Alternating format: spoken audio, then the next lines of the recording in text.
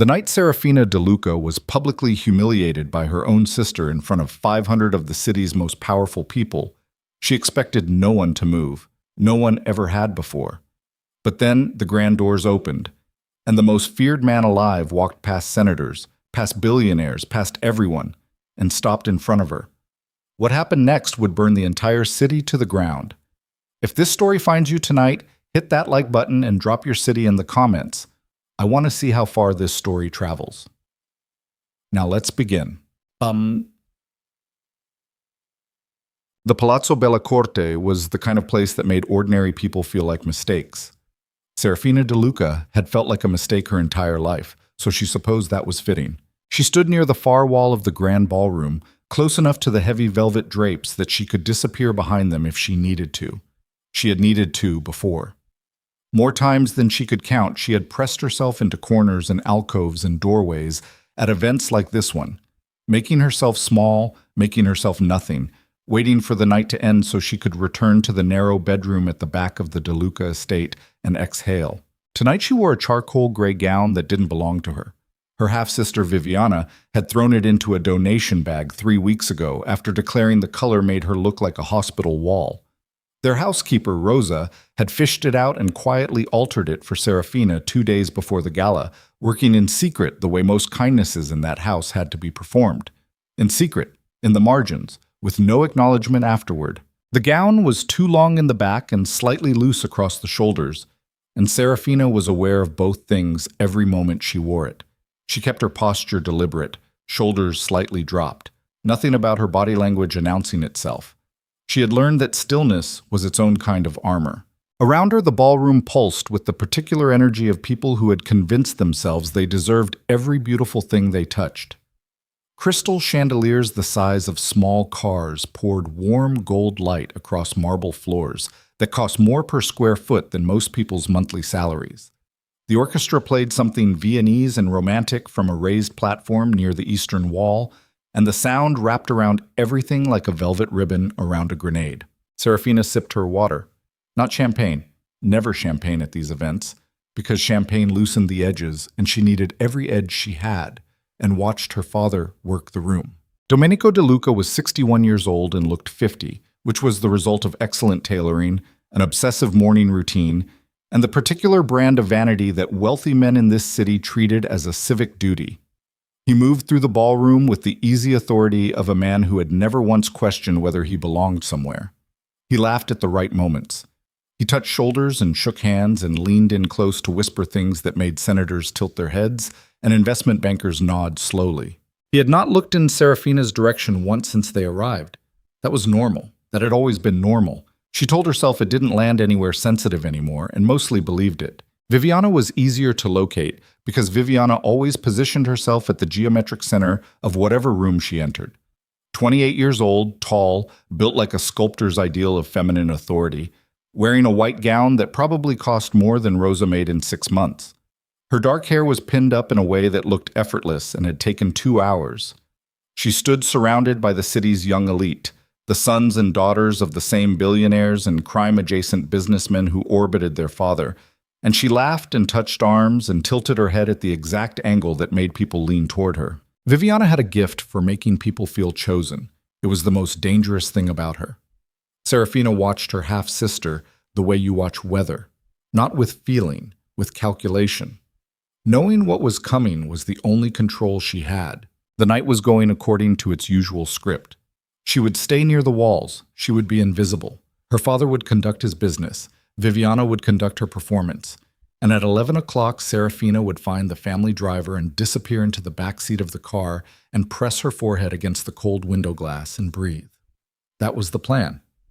Then the champagne happened. She didn't cause it. She needed to be clear about that, even in the privacy of her own skull, because clarity was the only thing she had left after years of being blamed for weather. She was moving along the edge of the room, trying to reach the corridor that led to the restrooms, when a waiter cut across the crowd at exactly the wrong moment, and his tray tilted, and 3 full flutes of champagne arced through the air in a perfect catastrophe of timing. 2 of them hit the floor. 1 of them hit Viviana's white gown. The sound Viviana made was not loud. That was the terrifying thing. It was quiet. A single sharp intake of breath that somehow cut through the orchestra and the conversation and the crystal clink ambiance of the entire ballroom like a blade through silk. And then Viviana turned. She turned slowly, the way people do when they already know who they're going to find responsible. And her eyes moved across the room with surgical precision until they landed on Seraphina, who was standing 6 feet away with her hands raised slightly at her sides like she was trying to show a dangerous animal she wasn't holding a weapon. "You," Viviana said. "I didn't—" Seraphina started. "You ruined it." Viviana's voice had climbed now, and the people nearest to her had gone quiet, and the quiet was spreading outward the way fire spreads across dry grass. "You absolute disaster of a person. You can't even stand in a room without destroying something." The waiter— "Don't." The word landed like a door slamming. "Don't you dare! This gown cost $14,000, and you couldn't even manage to stay out of the way. That's all I asked you to do tonight. Stay out of the way. You can't even manage that." The orchestra kept playing. That detail stuck in Seraphina's mind afterward, the way small, absurd details do when the world is collapsing. The orchestra kept playing, some Viennese waltz spinning on in the background while her sister dismantled her in front of 500 people. Nobody stopped it. Nobody turned to address the musicians. The music just kept flowing over everything like water over a wound. The crowd had opened up around them. People she recognized. City councilmen, the CEO of Halcourt Industries, the wife of a federal judge, were all watching with that particular expression people wear when they're witnessing something they know is cruel and are also grateful isn't happening to them. Viviana took a step closer. Her voice dropped slightly, which was worse. When Viviana went quiet, the venom concentrated. "You know what your problem is? You've always believed you belonged here, in this family, in this city, among these people." She glanced around at the watching crowd with the theatrical awareness of a woman who understood she had an audience. "You don't. You've never belonged anywhere. The help tolerate you. Father ignores you. And everyone in this room?" She paused. "They pity you. And pity is not the same as belonging." Seraphina's face was doing something she couldn't fully control. Not crying, she refused to give that particular satisfaction. But something around the eyes and the jaw was going wrong, and she was aware of it the way you're aware of a leak in a dam. You press against it and pray. She looked at her father. Domenico De Luca was standing 15 feet away with a glass of whiskey in his hand and the expression of a man watching a minor inconvenience unfold at a safe distance. He met her eyes for exactly 1 second. Then he turned and resumed his conversation with the senator beside him. 1 second. 23 years of being his daughter, and she had earned 1 second. Viviana saw it happen. She always saw things like that, the moments when the knife found the softest place, and something in her eyes sharpened with satisfaction. "Nobody wants you," she said, quieter now, intimate and surgical. "Not this family. Not this city. Not anyone in this room. You are the thing we keep because throwing you away would require acknowledging you exist." The silence after that was different from the silence before it. The before silence had been the silence of people watching something uncomfortable. The after silence was the silence of people who had just witnessed something they weren't sure they should have. The orchestra had finally, mercifully, shifted into something different, a slower piece, as if even the musicians understood the room had changed. Seraphina stood in the center of it. She was 25 years old. She had a bachelor's degree in accounting that she'd earned while working part-time because her father refused to pay for an education he considered unnecessary for someone he'd already written out of his future. She had 3 friends, all of whom lived in other cities. She had a bedroom in her father's house with a lock on the inside that she'd installed herself. She had survived every single day of her life in this family by being invisible and strategic and careful, and still somehow the glass of champagne found her anyway. She was not going to cry. She was going to breathe. She pulled air in through her nose slowly, held it, released it through her mouth. Once, then again. Her hands were shaking slightly at her sides, and she pressed them flat against the skirt of Viviana's discarded gray gown and looked at a fixed point on the marble floor 3 feet in front of her and breathed. The grand doors at the top of the staircase opened. She didn't look up immediately. Why would she?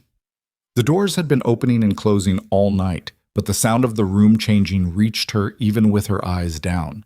The particular shift in ambient noise, that happens when something commanding enters a space. Conversations that had been restarting after Viviana's performance stopped again. The restarted whispers stopped, the subtle repositioning of bodies that people do instinctively when something predatory enters the room. She looked up. Lucien Moretti descended the staircase like he'd been carved specifically to make beautiful rooms feel small. She knew who he was. Everyone in the city knew who he was. Lucien Moretti, 41 years old, sovereign of the Moretti Syndicate, which was the polite term people used when they meant the organized criminal network that had shaped the architecture of this city's underground economy for the past 2 decades. He operated behind enough legitimate business fronts, shipping, real estate, private equity, that he moved in rooms like this one without anyone saying the obvious thing out loud. He was the kind of man that people found reasons to invite, because uninviting him created the kind of problem nobody wanted. He was tall. Not theatrically tall, but the kind of tall that meant people moved aside for him without consciously deciding to. He wore a black tuxedo with the ease of a man who wore tuxedos the way other men wore jeans, not dressed up, but armored. His jaw had a scar that ran from below his left ear to the edge of his chin, pale against dark stubble. And rather than diminishing him, it did the opposite. It made him look like someone who had survived something that should have finished him and had opinions about it. His eyes moved across the ballroom with the particular quality of absolute assessment. Not curiosity, not admiration, evaluation. The eyes of a man who walks into rooms and categorizes everyone in them within seconds. People moved aside. Not dramatically, not with bowing or visible fear, just the natural tide of bodies creating space, the instinctive physics of power. Viviana noticed him. Of course she noticed him. Viviana noticed every man who entered a room above a certain threshold of authority or attraction, and Lucien Moretti cleared both bars without effort. Seraphina watched her half-sister shift her weight slightly, angle her body toward the staircase with the unconscious adjustment of a compass needle finding north. Lucien descended the last 3 steps and stopped. His eyes found the open space in the crowd that the confrontation had created, and then they found Seraphina standing at the center of it. He looked at her. Not the way people had been looking at her for the past 5 minutes. Not with discomfort or secondhand shame or the voyeuristic attention of witnesses to a public humiliation. He looked at her the way you look at something you've been searching for and have finally located. And then he walked toward her. The crowd's silence deepened. Viviana's body language stiffened. Seraphina watched him come and felt the absurd competing impulses of wanting to step backward and wanting to hold absolutely still. And she chose still because stillness had always kept her alive. He stopped in front of her, close enough that she could see the detail of the scar on his jaw, the careful cut of his collar, the fact that his eyes were not black as she'd always heard described in rumor, but a very dark brown that had simply never found enough light to prove it. "I believe," Lucien Moretti said, his voice low and unhurried, addressed entirely to her as if the 500 watching people did not exist. "Someone does want you." The room stopped breathing. Seraphina stared at him. Her mind was doing the thing it did under extreme stress, cataloging details with absurd precision. The slight roughness of his voice, the way he held his hands loosely at his sides, the specific expression on his face that was not pity and not performance, but something else, something she didn't have immediate access to a word for. He extended his hand. She looked at it. Her whole life, people had extended things to her as tests, to see if she'd reach, to see if she'd be grateful enough, to see if she understood the hierarchy of the gesture. She had learned to assess the angle of an offered hand before accepting it. His hand was simply open, waiting, not demanding, not performing for the crowd. She put her hand in his. The waltz the orchestra chose in that exact moment was either extraordinary coincidence or the work of a bandleader who understood theater, and Lucien led her onto the empty center of the marble dance floor, while every set of eyes in the Palazzo Bella Corte followed them. He danced well. Not the way men dance when they're trying to impress, no flourish, no performance, but with the controlled precision of someone who had learned to do it correctly and did it correctly without needing applause for it. His hand at her waist was firm, but not possessive. He kept the appropriate distance. His eyes stayed on her face rather than scanning the crowd for reaction. "You're shaking," he said quietly. "I'm aware. It'll pass." "I know that too." A pause. 3 measures of the waltz. She does that often, he asked. Seraphina kept her eyes level. Often enough. And your father? My father was engaged in a conversation about municipal port contracts. Her voice came out flatter than she intended, which is a more productive use of his time. Something moved across Lucien's face. Not sympathy. She was hypersensitized to sympathy after years of receiving it from people who immediately forgot her afterward. This was something more like recognition. You've been carrying this alone for a long time, he said. That's not a question. No, he agreed. It's not. The waltz wound down. The applause when it ended was muted. People were still processing what they'd witnessed, the recalibration required when the city's most feared man selected its most invisible woman and danced with her in front of everyone as if she were worth selecting. Viviana was motionless across the room. Her expression had gone through several phases and arrived somewhere that looked like fury contained behind a face trained to show nothing. Their father had finally noticed and was speaking quietly with two other men who kept glancing toward the dance floor. Lucien led Seraphina off the floor toward the edge of the room. I'd like you to come somewhere quieter, he said. There are things I need to discuss with you that can't happen here. She looked at him. That's not a request I typically fulfill for men I've met 40 minutes ago. That's wise. He didn't push. I'll have my card sent to you. I'd ask that you consider it. She took the card when his associate, who had materialized at his elbow with the quiet efficiency of someone used to materializing at elbows, extended it to her. Heavy stock, black letters, a number, and nothing else.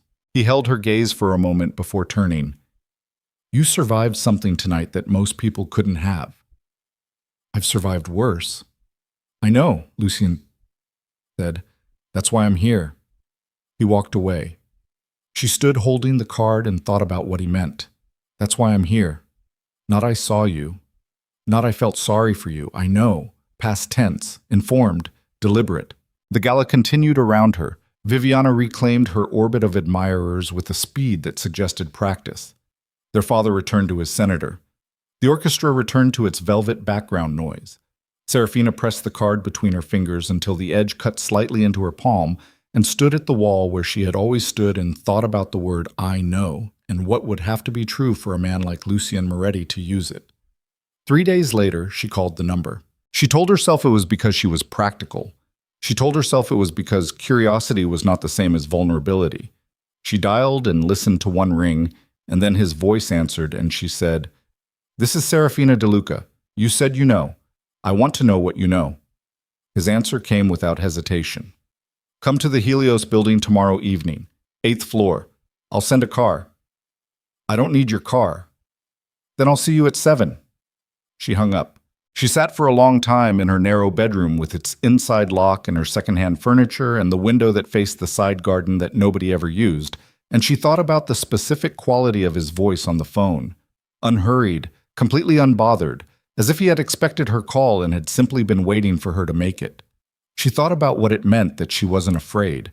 She thought about the fact that she should be. The Helios building was steel and glass, and the 8th floor held a space that was half boardroom and half private library, floor-to-ceiling shelves heavy with actual books that had actually been read, judging by the condition of the spines, and a long conference table currently covered in open files and a laptop and 3 phones, and the focused disorder of someone in the middle of working. Lucien was standing at the window when she arrived, looking at the city below with the expression of a man taking inventory of something that belongs to him. He turned when she entered, no greeting. He walked directly to the table and opened a folder and turned it toward her. Sit down, he said. This is going to be difficult. She didn't sit. She looked at the folder. Inside were financial documents, account statements, wire transfer records, corporate filings, the kind of paperwork that looks like noise until someone points at the pattern, and the pattern Lucien pointed at, running his finger down columns of figures with the precision of someone who had spent significant time with them, was unmistakable once she saw it. Offshore accounts, 18 of them, scattered across 4 jurisdictions. Total holdings across all accounts, approximately $42 million, all of it in her name. She looked up at him. Keep reading, he said. She read. The accounts had been opened over a 7-year period. The earliest one established when she was 18 without her knowledge. using a copy of her identification documents that she had never provided to anyone she could account for. The most recent one opened 14 months ago. The transactions flowing through all 18 accounts were coded in ways that meant nothing on their faces. Consulting fees, intellectual property licensing, real estate commissions. But the underlying movement, the actual money, was clean cash laundered from a series of criminal enterprises that Lucien laid out for her with the efficiency of someone presenting evidence he had assembled very carefully. The criminal enterprises belonged to the Moretti Syndicate. Her father had been stealing from Lucien Moretti for 7 years and parking the money in accounts that bore her name and her signature. Forged with skill, forged consistently, forged in ways designed to make her the visible liability if anyone ever looked. She sat down, not because he'd told her to, because her legs required it. "The signatures," she said, "forensically confirmed as forgeries last month. We have 3 independent analysts." He turned another page in the folder. "The identification copies used to open the accounts were obtained from your father's home records. We've traced the document trail back to his personal attorney's office. He built a case against me." Her voice was something she was hearing from outside herself.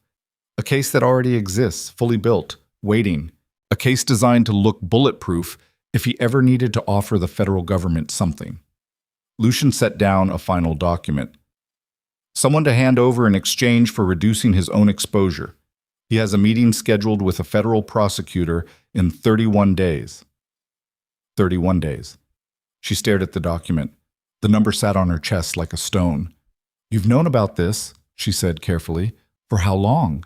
"About the accounts, 14 months. About the meeting with the prosecutor, 3 weeks." "Then why am I sitting in this room right now? Why not—" She stopped, restructured. "What do you want from me?" He sat down across from her. He folded his hands on the table in the way of a man who has learned to hold himself very still when he needs to be heard clearly. "I want to dismantle what your father built," he said. "The accounts, the documentation, the arrangement he has with Vale's network that feeds the money flow. All of it." He looked at her without blinking. "I could do it without you. I've considered that option. But your father has protections in place that require access I don't have." "And I do. You have his name, his address, his trust, to the degree he trusts anyone." He paused. "And you have enough of his financial structure in your own records, legitimate records, tax filings, a joint account from when you were a minor, to move in spaces my people can't." She was quiet for a moment. "You're asking me to help you destroy my own family," she said. "I'm asking you to help me dismantle the trap they built around you before it closes." His voice was level. "What happens to them in the process is a consequence of what they chose to build." The silence in the room was different from the silence at the gala. That silence had been the silence of witnesses. This silence was the silence of 2 people sitting at the edge of a decision that would change the shape of everything. "And if I say no?" she asked. "Then you walk out of here tonight, and in 31 days, your father hands a federal prosecutor $42 million of evidence that traces back to your name and your forged signature, and the best lawyer in the country has a very difficult job." He wasn't cruel about it. He stated it the way you state weather. "You have my word that I won't accelerate that timeline, regardless of your decision. I'm not in the business of coercing people." She looked at him. For the first time, she was trying to find the lie, the hidden clause, the angle, the thing underneath the thing. She was good at finding those. She had spent her whole life looking for them in the people who were supposed to protect her, and finding them and adjusting accordingly. She looked at Lucien Moretti for a long time. "What does this actually cost me?" she said. "Time. Probably 6 months, possibly longer. You'd need to learn things." He was matter-of-fact about it. "How we operate. How to read the financial architecture of what your father built. Enough about self-protection to keep yourself safe while you're doing it." "Self-protection," she repeated. "Physical safety, yes." She thought about the 31 days. She thought about the forged signatures. She thought about the 7 years it had taken to build the trap she was currently sitting inside, and the fact that for 7 of those years she had been in the same house as the man who was building it and had never once suspected. She thought about 1 second, the length of time her father had held her eyes before returning to his conversation about port contracts. "I want full access to everything you've documented," she said. "Every account, every transaction record. every piece of forensic analysis. If I'm going to be involved in this, I need to understand the complete picture. That's reasonable. And I want it understood that any decision about what happens to my father and my sister goes through me. Not just my input, my decision. Something shifted in his expression. Not displeasure, something more like respect, quiet and unannounced. Agreed, he said. She looked at the $42 million in forged accounts that bore her name and thought about the girl who had stood in a ballroom wearing her half-sister's discarded dress, trying not to exist too loudly, and felt something shift in her chest. Not courage. Not yet. Something earlier than courage. The specific sensation of a person who has been standing in a burning room, finally accepting that there is no door she hasn't already tried. Then I'm in, Seraphina DeLuca said. Outside the window, the city spread in every direction, lit up and indifferent and full of people who had never known her name. She thought about how that was going to change. She thought about what she was agreeing to and what it required and what it would cost in ways neither of them could fully predict yet. She thought about Viviana's voice. Nobody wants you. She picked up the first document from the folder and began to read. The first document she read that night was 43 pages long, and by page 12 her hands had stopped shaking. That surprised her. She had expected the shaking to get worse as the picture clarified, the way pain intensifies when you finally look directly at a wound instead of working around it. But something happened in the space between recognizing the trap and understanding its architecture. Something that felt less like fear and more like the cold, functional clarity that descends when there is simply too much to process for emotion to remain the dominant operating system. She read every page. Lucian sat across the table and let her read without interruption, which she noted. Most men in rooms like this one filled silence with themselves. He refilled her water glass once without asking and otherwise remained still, working through something on his own laptop with the focused quiet of a person comfortable in parallel concentration. By the time she set the last page down, it was past 10 o'clock, and the city outside the window had shifted into its nighttime register. Fewer moving lights, more stationary ones, the particular amber stillness of a city that never fully sleeps but changes its rhythm after dark. The attorney, she said, the one whose office the identification copies traced back to. His name is in here? Carver Ellison. He's been your father's personal attorney for 16 years. I know him. She kept her voice neutral. He came to my university graduation. He brought a card with $50 in it and told me I had my mother's eyes. Lucian looked at her. My mother left when I was 4, she said. He knew that. He knew it would land wrong, and he said it anyway and watched my face. She straightened the edges of the document stack with both hands. I always thought he was simply cruel. Apparently he was also a criminal, which is at least a more interesting explanation. Ellison has been coordinating the account maintenance for the past 3 years. Before him, it was a paralegal in his office who we believe was acting without full knowledge of what she was handling. We've left her out of our documentation. Why? Because she's 26 years old and has a kid, and was probably told she was processing legitimate offshore investment structures. He said it simply, without moral performance. Destroying people who don't deserve it doesn't serve the objective. Seraphina filed that away. The specificity of the distinction, the deliberateness of choosing who to spare, told her something about how he operated that the financial documents hadn't. What do I need to learn first? She said. He closed his laptop. How to read our internal ledger system. It's structured differently from standard accounting, deliberately, for obvious reasons. And the cross-references between your father's accounts and our records are the foundation of everything else. He paused. It'll take you a week to get functional with it, possibly less given your background. You know my background. Accounting degree, 3.8 GPA, currently employed part-time at a mid-sized logistics firm downtown doing receivables. He said it without apology for knowing. Yes. She had a choice about how to respond to that. She chose.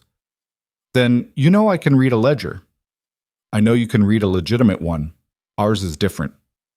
Show me. He pulled a second laptop from the shelf behind him.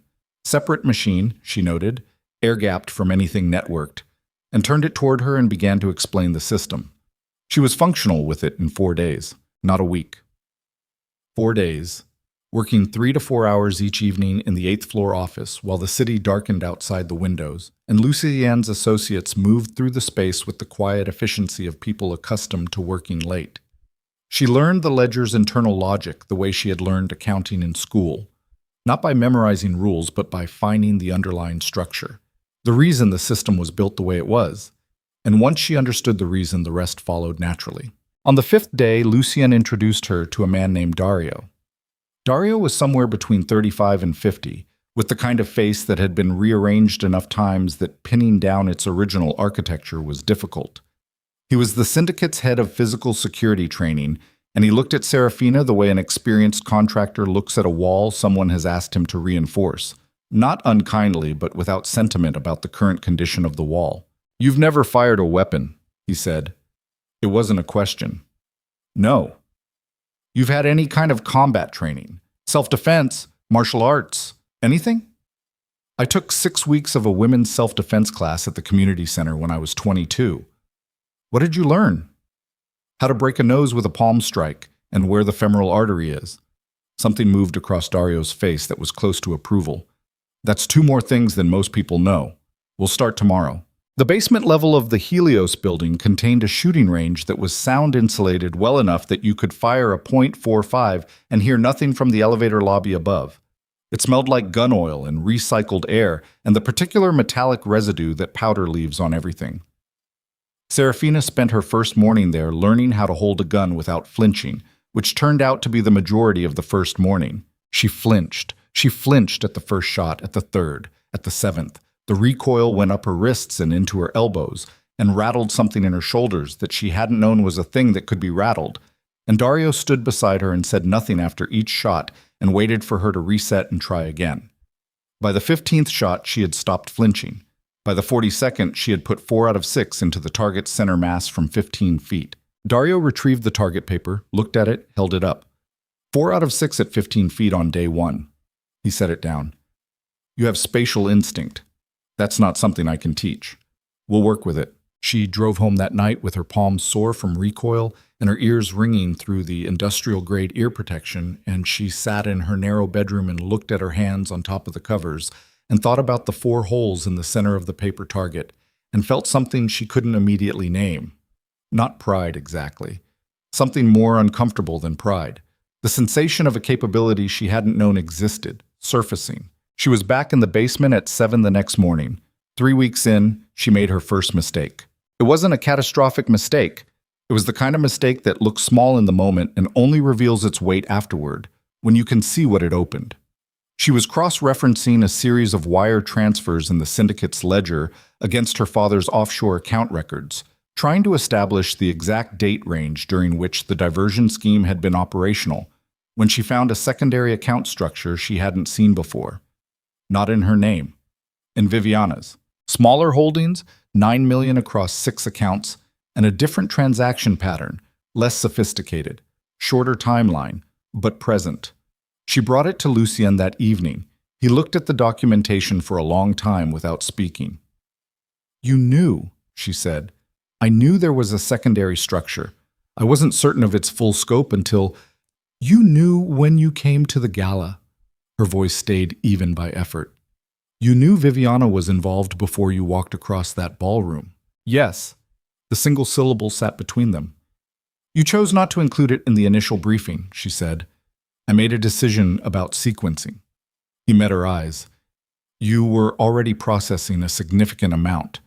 I assessed that adding your sister's involvement in the first meeting increased the probability of what? Of me walking out?" The evenness in her voice was developing an edge. "You made a decision about what I could handle without asking me what I could handle." "That's accurate." "Don't do that again." The directness of it seemed to land. He was quiet for a moment, and the quiet had a different quality than his usual silences. Less neutral, more considered. "Agreed," he said.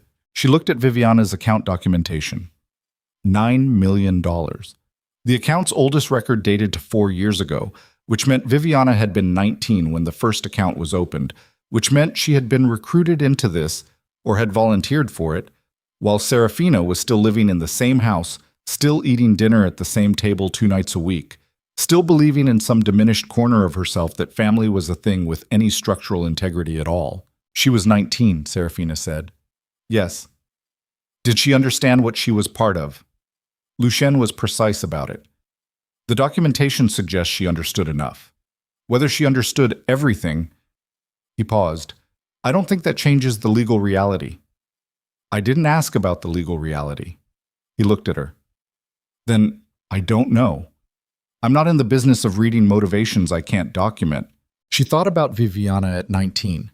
She thought about the specific dynamic of a beautiful, ambitious young woman in a household ruled by a powerful and ruthless man. And she thought about the difference between choosing and being shaped toward a choice until it feels like choosing. She thought about whether she was making excuses for a person who had stood in front of 500 people and said nobody wants you, and decided the two things could both be true, that Viviana had been cultivated into this, and that she had also done it, and that both facts mattered. She set the documentation down. Everything, she said. From now on.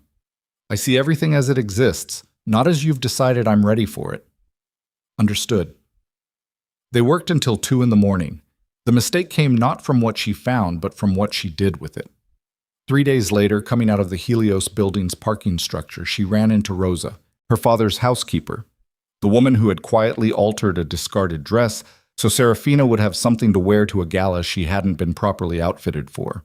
Rosa was 63 years old and had worked in the DeLuca house for 22 years and was one of the few people in Seraphina's life who had ever performed an uncomplicated kindness without wanting something for it. Rosa was standing on the sidewalk with 2 bags of groceries and the particular expression of someone who has recognized a person they weren't expecting to see and doesn't know yet whether to be pleased about it. Miss Seraphina. She looked at the building Seraphina had just exited, at the logo by the door, back at Seraphina. What are you doing here? I have a consulting arrangement, Seraphina said, which was true technically. She had told her father the same thing, that she was picking up freelance accounting work, which explained her absences from the house. Financial work, it's nothing dramatic. Rosa's eyes went back to the building logo. The Helios Group, the legitimate face of the Moretti Syndicate's business operations. The name was not unknown in the city. Your father asked about you this morning, Rosa said carefully. Asked where you've been spending your evenings. Seraphina's chest did something. What did you tell him? That I didn't know. That you come and go. She paused. He asked me to pay attention. The 2 women looked at each other on the sidewalk with the grocery bags between them and the complex arithmetic of loyalty and history and who owed what to whom moving silently through the air. Rosa, Seraphina said. I don't want to know, the older woman said quietly. Whatever it is, I don't want to know. She picked up her bags. Be careful, Miss Seraphina. Your father is not... He has not been himself lately. There are men coming to the house I don't recognize. She met Seraphina's eyes for a moment with the direct, uncomplicated concern of someone who has watched a child grow up in a difficult house and made her own private decisions about what that child deserved. Be very careful. She walked away. Seraphina stood on the sidewalk and cataloged what had just happened. Her father was tracking her movements. He had asked Rosa to observe. Men she didn't recognize were coming to the house, which, given the timeline, meant almost certainly that the meeting with the federal prosecutor was either moving forward or had escalated, which meant the trap was active, which meant 31 days had become something shorter. She went back upstairs. Lucien listened to her account of the conversation without interrupting. When she finished, he was quiet for a moment. Then he stood and moved to the window in the particular way of a man whose thinking apparatus works better when his body is moving, even slightly. The timeline just compressed, he said. Yes. We need access to Ellison's office. He turned. The original identity documents your father used to open the first accounts. We have the forensic trace, but not the physical files. If your father is moving toward his prosecutor meeting ahead of schedule, he'll want those files secured or destroyed. If we can get to Ellison's office before that happens, I can get in. He looked at her. That's all, sis. Ellison's firm handles 3 accounts for the logistics company I work for. I've been in that office 4 times in the past year for routine filings. She said it the way she'd been learning to say operational information, flat, precise, without editorializing. I have a professional relationship with his paralegal. I can request an after-hours filing appointment. It's not unusual. You'd be going in looking for specific physical files in a criminal attorney's private office. Yes. If you're caught, I'm aware of what happens if I'm caught. Her voice was steady. Which is why I won't be caught. He studied her for a long moment. She had come to recognize the specific quality of this particular look. Not doubt, exactly, but the calibration process of a man who had spent years making assessments of what people were capable of, and was currently revising his assessment of her upward in real time. Dario goes with you, he said finally. Exterior support only. He doesn't enter the building, but he's there. Fine. And you take a burner phone with a direct line to me. If anything changes inside that building, you call before you make any other decision, not after. Agreed. She got into Ellison's office 4 days later. The appointment was real. She had genuinely brought a filing for the logistics company, a routine quarterly document that gave her a legitimate reason to be there at 7 in the evening when most of the staff had gone home. The paralegal, a young man named Trevor, who had been unfailingly pleasant across their 4 previous interactions, let her in with the distracted efficiency of someone trying to finish his own work before leaving and directed her to the small conference room where she'd met with Ellison before. She sat in the conference room for 3 minutes. Then she moved. The physical records room was 2 doors down the corridor, accessible with a key code that Trevor had entered in her partial line of sight during her second visit 9 months ago, and that she had held in memory ever since the way she held everything that might eventually be useful, quietly, without urgency, without knowing yet what it was being saved for. The code still worked. She had 12 minutes before Trevor would expect her to emerge. She found Ellison's physical filing cabinet for the DeLuca account in 7. The folders were organized with the particular fastidiousness of an attorney who charged $400 an hour and needed to justify it, and the identity document copies were in a red-tabbed folder at the back of the second drawer exactly where the logic of the filing system suggested they would be. She photographed every page. She was back in the conference room in 11 minutes. She sat down and breathed for 60 seconds. In through the nose, out through the mouth, the specific rhythm Dario had taught her for cortisol management in high-stress situations. And then Trevor appeared in the doorway, and she stood up and smiled and handed him the quarterly filing, and said it was good to see him, and walked out of the building into the night air, where Dario was parked at the far end of the block, in a gray car she had memorized by make and plate. She got in, pulled the door closed. Dario looked at her face. You got it. I got it. He pulled into traffic without another word, and she sat in the passenger seat watching the city go past, and felt the particular trembling that had refused to come during the operation and was coming now, delayed, the body settling its accounts after the fact. Her phone buzzed. Lucienne. Did it go clean? Clean, she said. A pause. Then, good. Another pause. Go home. Sleep. We'll review the photos tomorrow morning. She almost said something. She stopped herself. Seraphina. His voice had shifted slightly, something underneath the operational tone that she was only beginning to learn to read. You did well. She looked out the window at the city. I know, she said, and surprised herself by meaning it. She was home by 9:30. She went through the back entrance of the DeLuca estate the way she always did when she came home late, past the kitchen where Rosa had left a covered plate on the counter. She always did that, left a covered plate, every night regardless of whether Seraphina was expected. And up the back stairs to her room. She locked the door from the inside, the lock she had installed herself. She sat on the edge of her bed and looked at the wall and thought about Ellison's filing cabinet and the red-tabbed folder and the photographs on her phone. She thought about what those documents meant for the next phase of what she and Lucien were building. She thought about the timeline, which had compressed, and the men her father had been meeting with that Rosa didn't recognize. Then her phone buzzed again. Not Lucien's line. Her regular phone. An unknown number. She answered it. I know where you've been spending your evenings, Viviana's voice. No greeting. Straight to it, the way all of Viviana's attacks came. Direct, without wind-up.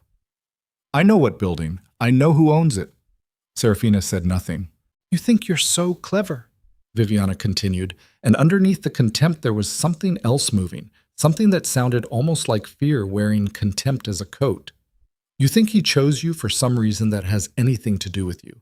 He's using you, Sarah. Whatever he's told you, whatever he's shown you, it's a play. You're a piece on a board. This is an interesting phone call for you to be making, Seraphina said quietly. I'm trying to help you. When have you ever helped me? Silence. Walk away, Viviana said. Whatever arrangement you have with him, walk away from it tonight. Go somewhere. Leave the city if you have to. I'm telling you this because... She stopped. Because what? Another silence. Longer. Because things are moving faster than Father planned, Viviana said, and her voice had changed. The performance stripped out of it, something raw underneath, something that could have been real fear if Seraphina allowed herself to read it that way. And when it accelerates, you will be the one holding everything. You understand? That was always the design. You at the center of it, holding all of it, and we walk away. The words landed slowly, the way heavy things fall.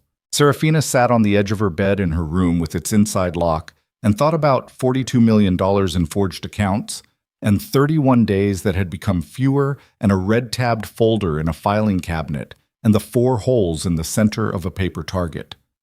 I already know that, she said. I've known for 6 weeks.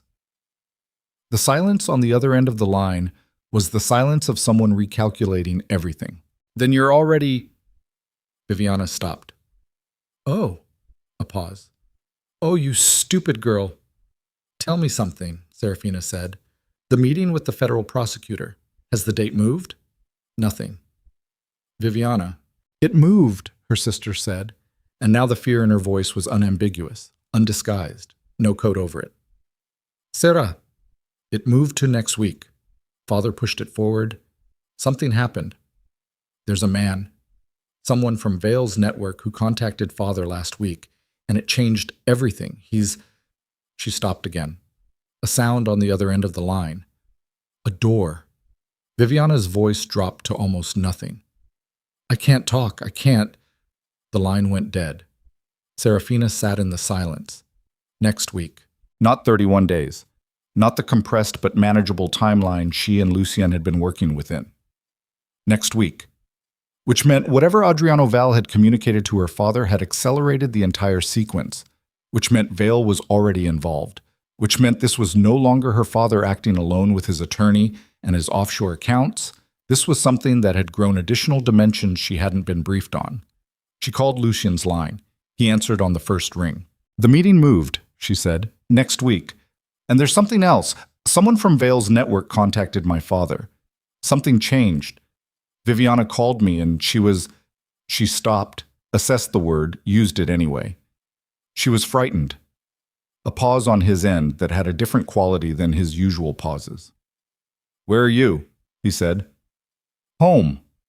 Stay there tonight. Don't open the door for anyone from the house. I'll be there in the morning with Dario and we're changing everything. Lucien, everything we've built assumes a timeline that no longer exists. His voice was controlled, but underneath the control something had shifted, something operational and cold. Adriano Val contacting your father changes the geometry of this entirely. If Vale is moving against me through your father's federal exposure, then what we've been treating as a financial dismantlement just became something significantly more dangerous. She understood what he meant. She understood it in the specific way she had learned over 6 weeks to understand the layered implications of things he said. Not just the words, but the architecture beneath them. If Adriano Val was involved, this wasn't just about the money. Vale wanted Lucien Moretti removed from the board entirely. And her father, with his prosecutor meeting and his $42 million in forged accounts, and his daughter's name on all of it, had just become the instrument. She put the phone down and sat in the dark room with the inside lock and looked at her hands, which had stopped shaking 6 weeks ago in a basement shooting range after the 42nd round, and thought about the specific moment a situation stops being dangerous and becomes something without a clean word for it. The door to her bedroom moved, not opened. Moved, the slight pressure change rattle of a handle being tried from the outside. She looked at it. The handle moved again, testing the lock. Then footsteps, moving away down the hall. She sat absolutely still and listened to them go and understood. with the specific cold clarity she had been building toward for 6 weeks without knowing it was what she was building toward, that the life she had been surviving quietly in this house was over. There was no more surviving quietly. There was only what came next. She did not sleep. She sat in the chair beside the window with her back against the wall and watched the door handle and listened to the house settle around her the way old houses do at night. The particular language of wood and pipe and plaster cooling in the dark, and separated those sounds from any sound that wasn't the house. Footsteps, doors, the distant murmur of a conversation happening somewhere on the ground floor at an hour when conversation shouldn't be happening. Her father was awake. She could tell by the light under the gap of her door, the hallway lit, not the dim night setting that Rosa switched the house to after 11, but the full corridor lighting that meant someone was moving with purpose rather than habit. At 2:47 in the morning, she heard 2 sets of footsteps she didn't recognize cross the foyer below her room. At 3:15, she heard a car leave. At 5, she heard Rosa begin moving in the kitchen, which was early even for Rosa, and the sound of it, the familiar percussion of the woman's morning routine, water running and cabinet doors, and the specific rhythm of someone who has made coffee in the same kitchen for 22 years, was the only thing in the house that felt like it still belonged to the world she had been living in 6 hours ago. Lucien arrived at 7:45 with Dario and a woman she hadn't met before. Mid-40s, compact, with the specific quality of alertness that she had come to recognize in people who worked in Lucien's operational circle. The woman's name was Marin, and she was introduced without elaboration, and Seraphina understood the lack of elaboration meant Marin's role was not something explained in foyers. They didn't go to the Helios building. Lucien had a secondary location, a floor-through apartment in a residential building 12 blocks east, unremarkable from the outside, internally fitted with the kind of quiet infrastructure that suggested it had been maintained for exactly this category of situation. Multiple secured laptops, a locked cabinet that Dario opened with a key from his own ring, a table that could function as both workspace and war room depending on the hour. Seraphina sat down and told them everything Viviana had said. She was precise about it, the exact wording where she could reconstruct it, the tone shifts she had observed, the specific moment Viviana's fear had crossed from performed into real. Lucien listened with his arms folded and his eyes on the middle distance, which she had learned was his processing posture. When she finished, he looked at Marin. "Vale's contact with Domenico," he said. Marin set a tablet on the table. "We picked up the communication 3 days ago. We didn't have full context until last night when the secondary decryption completed." She pulled up a file. Adriano Val didn't just contact Domenico De Luca. He made him an offer. She turned the tablet toward Seraphina. Seraphina read it. The offer was structured in 2 parts. The first part was operational. Vale's network would provide Domenico with additional financial documentation, manufactured evidence that would strengthen the case against Seraphina when he delivered it to the federal prosecutor. Cleaner paper trail. More convincing timeline. Evidence designed to ensure that when Domenico handed his daughter to the government, the case would be airtight enough that no defense attorney could unpick it. The second part was the price. In exchange for Vale's assistance in ensuring Seraphina's federal prosecution, Domenico De Luca would provide Val with the access codes and internal routing information for 3 of the Moretti Syndicate's primary legitimate business accounts, the ones used to cycle clean revenue from Lucien's legal operations, the ones that, if compromised, would expose the financial architecture of the entire organization to anyone with the access and the knowledge to read it, which Vale had. Seraphina read it twice. She set the tablet down with both hands. "He's not just handing me to the government," she said. "He's handing Lucien the accounts as the price for doing it." "Yes," Marin said. "And the prosecutor meeting next week is the delivery mechanism. Domenico walks in with an airtight case against his daughter and simultaneously passes the account information to Vale's man, who will be waiting outside the building." Marin was precise and unemotional about it, the way a surgeon is unemotional about describing a procedure. "By the time federal agents are processing your arrest, Vale will have already moved on the accounts." Lucien said nothing. Seraphina looked at him. "You knew Vale was interested in your accounts. I knew Vale wanted my operational infrastructure. I didn't know he'd found a direct path to it through your father." Something in his jaw had tightened. This is not a situation I anticipated in this specific configuration. The account information, she said. My father has it? Marin answered. He's been a legitimate business partner with the Helios Group shipping division for 9 years. He has routing access to 3 accounts as part of that arrangement. We've been in the process of restructuring those arrangements, but it's a 60-day process and we're at day 38. 22 days. Except they didn't have 22 days. They had until next week. Seraphina looked at the table's surface. She looked at the grain of it, the particular way the light from the window caught it, and breathed through the specific discipline she had been building for 6 weeks. The practice of not letting the totality of a bad situation collapse into panic, of isolating the components, of finding the one thread that could be moved. The manufactured evidence Vale is providing, she said. Where does it come from? Marin and Lucian exchanged a look.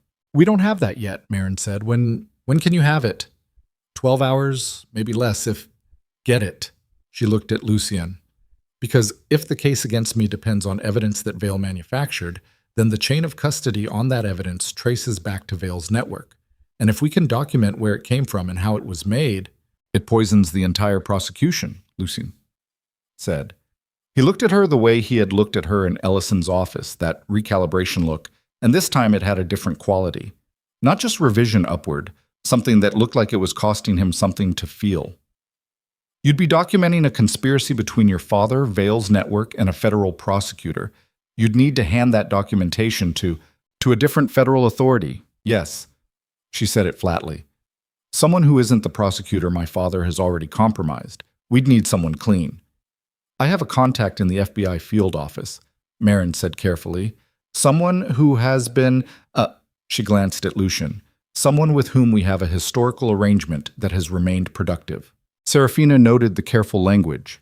She noted it and filed it and moved past it because the architecture of Lucian's relationships with law enforcement was a conversation for a different hour. Then we need 3 things before that meeting happens, Seraphina said. She was aware of her own voice in the room, the specific register it had arrived at. Not the voice she'd used at the gala, not the careful managed flatness of a woman trying not to take up too much space. Something different. We need the provenance of Vale's manufactured evidence. We need documentation of the conspiracy between my father and Vale that predates any federal filing.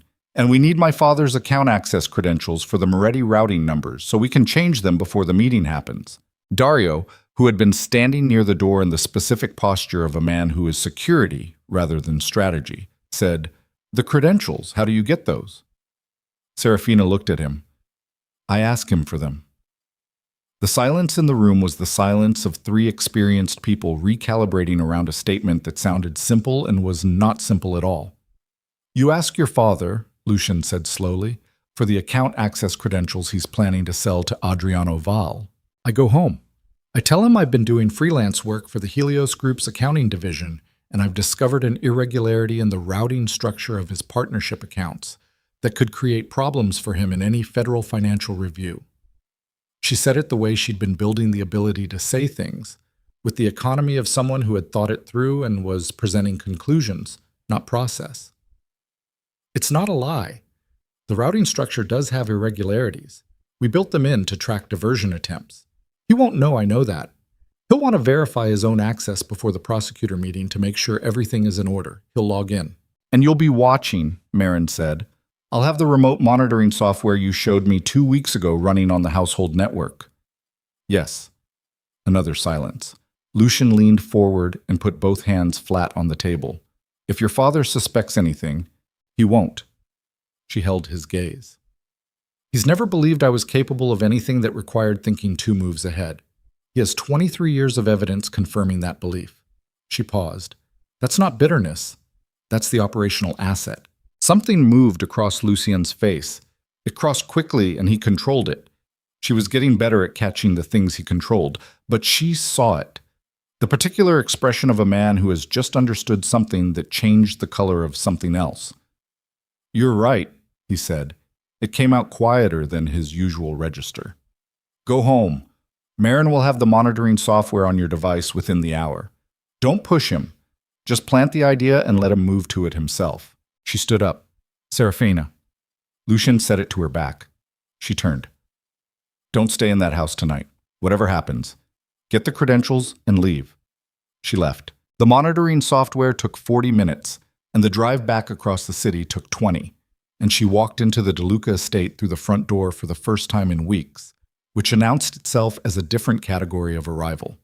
Not the quiet back entrance return of a person trying to minimize her presence, but a front door entrance, which, in the language of that house, meant something. Rosa was in the front hall when she came in. Their eyes met for a fraction of a second. Rosa looked at the front door, at Seraphina, then moved smoothly back toward the kitchen without speaking. 22 years of reading the weather in that house. Her father was in the study. Domenico DeLuca looked up from his desk when she entered, and for a moment she saw the thing she had been watching for. A microsecond of alarm, a recalibration behind his eyes, the specific expression of a man who was not expecting this particular variable to walk through his door and was rapidly assessing it. He covered it in less than a second with the warmth he deployed when warmth served a purpose. "Sarah." He set down his pen. "I didn't hear you come in." Front door. She kept her posture open, unremarkable. The body language of someone returning home, nothing more. "Do you have a minute? I've been doing some accounting work for a few of your business partners, and I found something I think you should know about." His attention sharpened. She felt it the way you feel a temperature change, not dramatic, but present. "Which partners?" "The Helios Group." She watched him.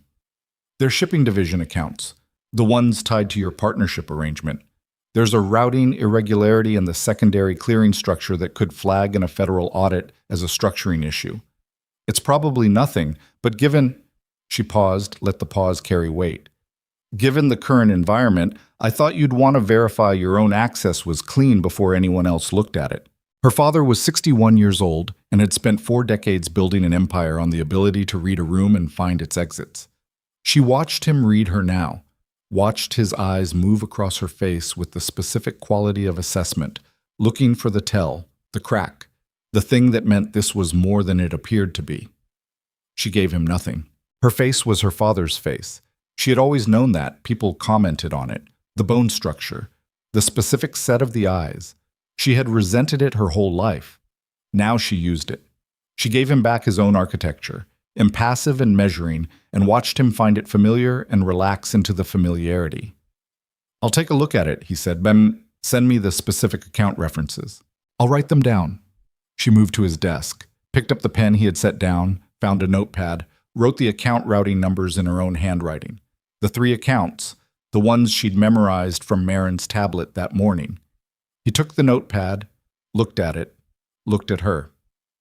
"Good catch," he said, in the tone of a man surprised to find competence in a place he hadn't been looking for it. She nodded and left. She was in her room with the door locked and the monitoring software running on her laptop within 4 minutes. She sat at the desk and watched the interface and breathed through her nose in the rhythm Dario had taught her, and waited. 11 minutes later, her father's credentials appeared on the screen. She captured them, sent them to Marin's secure line in the format they'd established, received a confirmation in under 30 seconds. Then she packed a bag. Not much. The things that were actually hers, her accounting certifications, her laptop, a change of clothes, the small stack of photographs she kept in the back of her top drawer. The photographs were mostly of her mother, taken before she left, and she had kept them the way you keep evidence of a world that briefly existed and then didn't. She was pulling the strap of the bag over her shoulder when Viviana opened the door. Not knocked. Opened. Viviana had never knocked in her life. Knocking implied a boundary worth acknowledging, and Viviana had never acknowledged Seraphina's boundaries as having weight. Except there was something wrong with her face. Viviana's face was always composed, even in the worst moments, even standing in the ballroom with champagne on her white gown, even in the full performance of public cruelty. She maintained the specific composure of a woman who has built her power on the perception of control. Now her makeup had a quality Seraphina had never seen on her before. Not ruined. Viviana's face was never ruined, but stressed. The fine tension of a structure under more load than it was designed to carry. She looked at the packed bag. "You're leaving," she said. "Yes." They got the credentials. Not a question. Seraphina said nothing. Viviana came into the room. She moved differently than usual, less of the deliberate theater of her normal physical presence, something more compressed and urgent underneath it. She closed the door behind her. Listen to me. Her voice was low. What you think is happening is not everything that is happening. Viviana. He made a second deal. She said it fast. Not just with Vale. There's someone else. Someone inside Moretti's organization. She held Seraphina's gaze with an intensity that was wholly different from the contempt she usually deployed. Someone who has been feeding Vale information about the syndicate's internal operations for the past 8 months. Someone Lucien Moretti trusts. The room temperature changed. Who? Seraphina said. I don't know the name. I only know it exists because Father was on a call 3 days ago and I... She stopped. Her jaw tightened. I was listening. He doesn't know. The person inside, they were supposed to deliver something to Vale this week. Something that makes the account access credentials secondary. Something bigger. What is it? I don't know. Viviana's voice had reached the register of actual fear now, stripped of every layer. Sarah, I don't know, but Father was laughing on that call in the way he laughs when he believes something is already finished, already done. She looked at the packed bag again.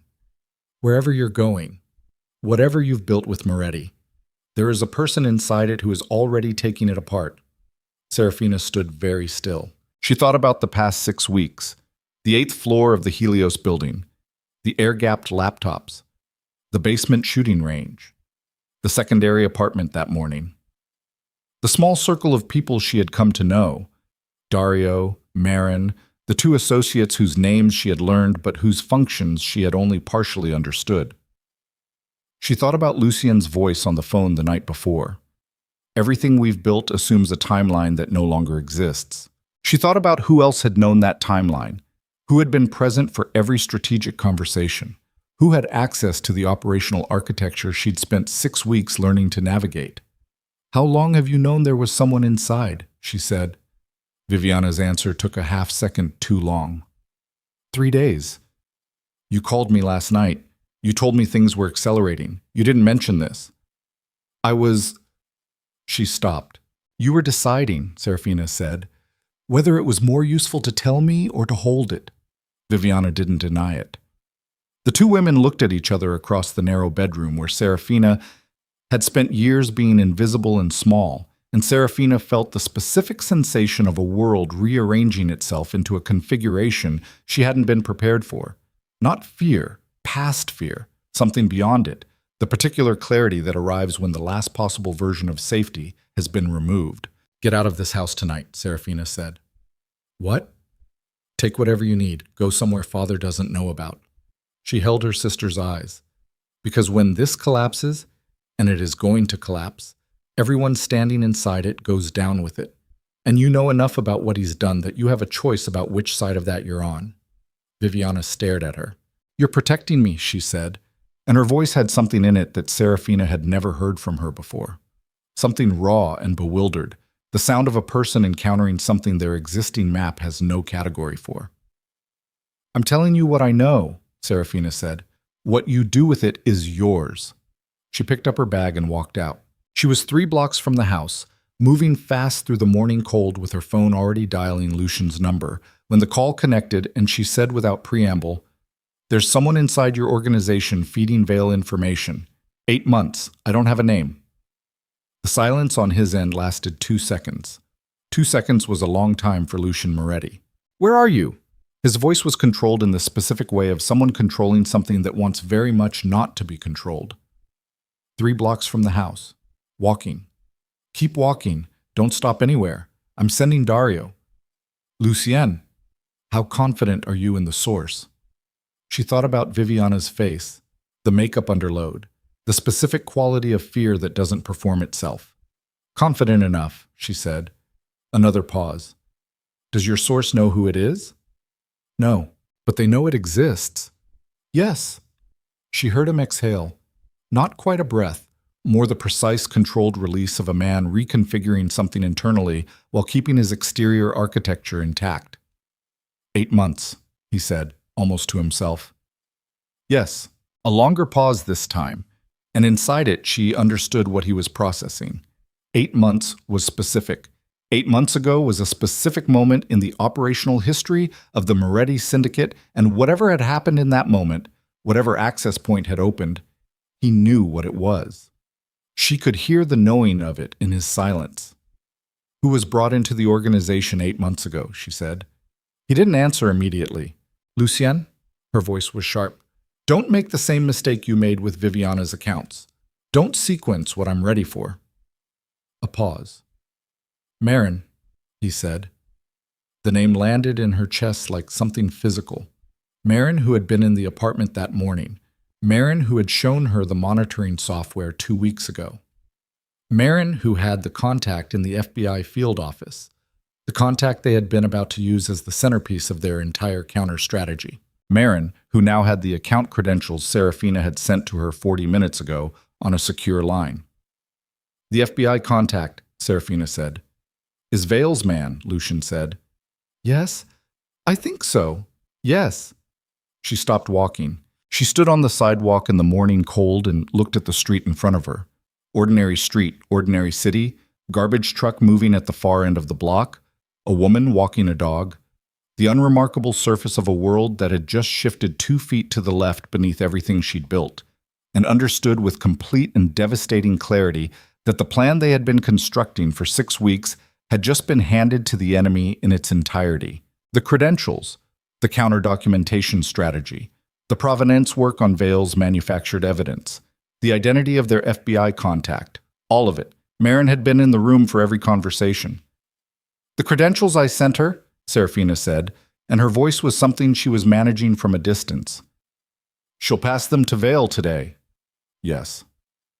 "And Vale will move on the accounts before we can change them. Unless we change them in the next—" She heard him moving, heard the background change. "In the next 4 hours. Before his team can process and act on what she's given him. I'm calling it now." A pause. "Are you still walking?" She started walking again.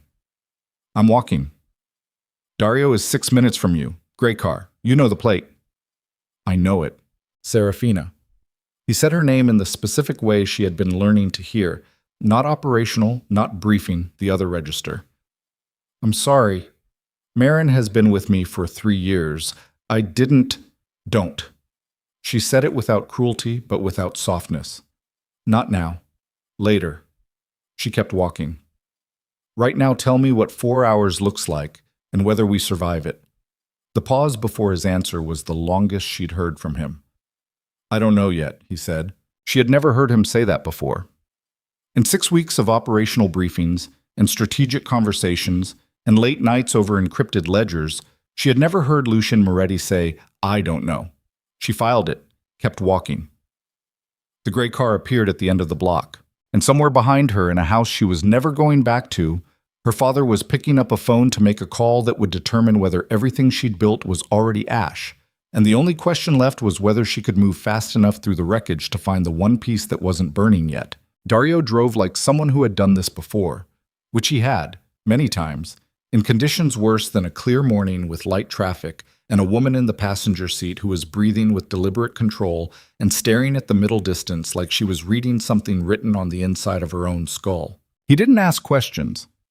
That was one of the things she had come to understand about Dario. He asked questions when questions produced actionable information, and in all other circumstances he drove or stood or waited with the particular economy of a man who had learned that most words were overhead. Her phone was in her lap. Lucien's line still open.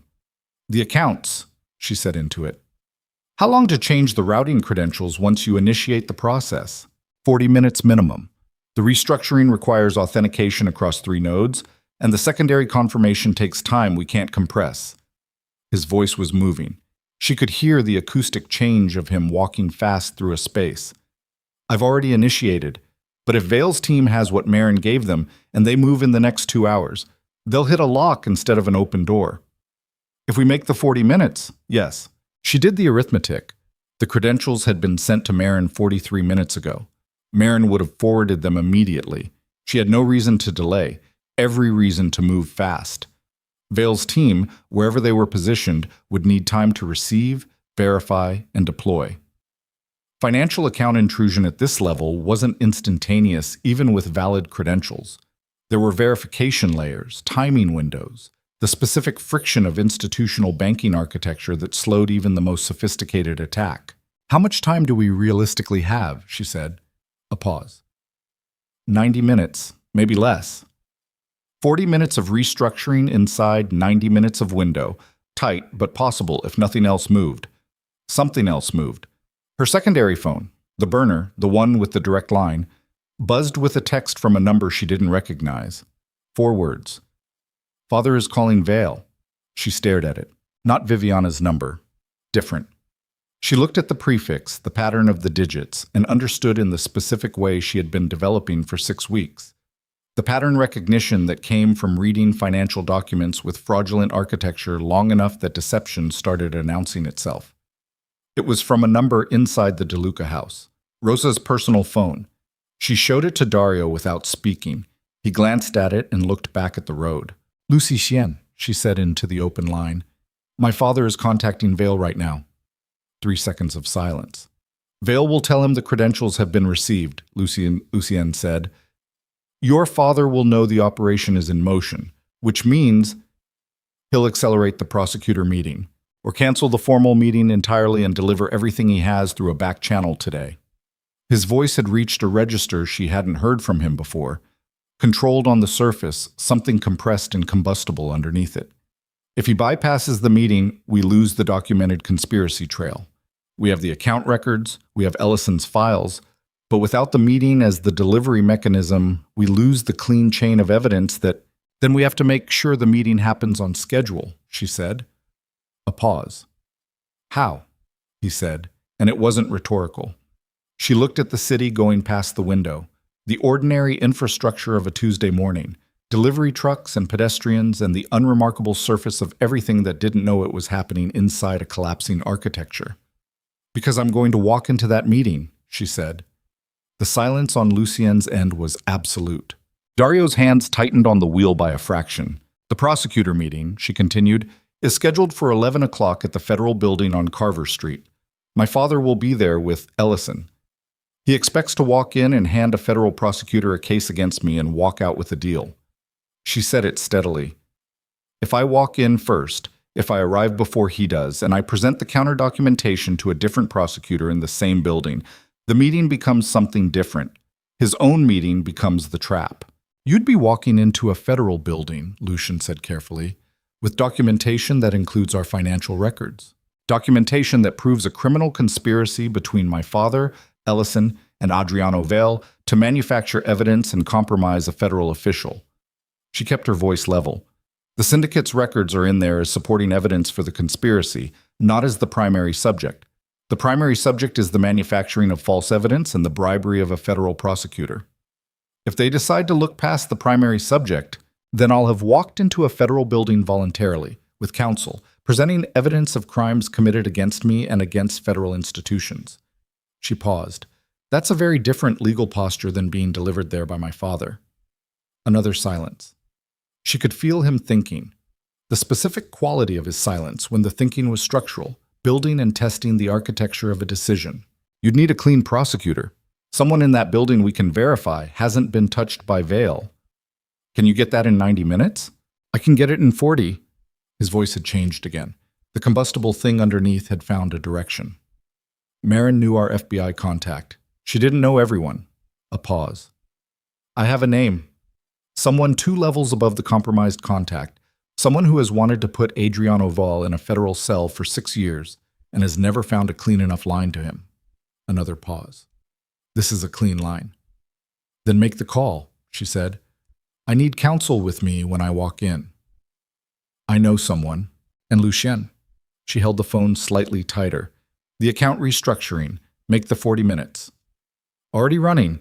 His voice dropped for a fraction of a second into the other register, the one she had learned to hear underneath everything else. "Don't go in there alone. Wait for counsel to arrive." "I'll wait 10 minutes. If they're not there in 10, they'll be there."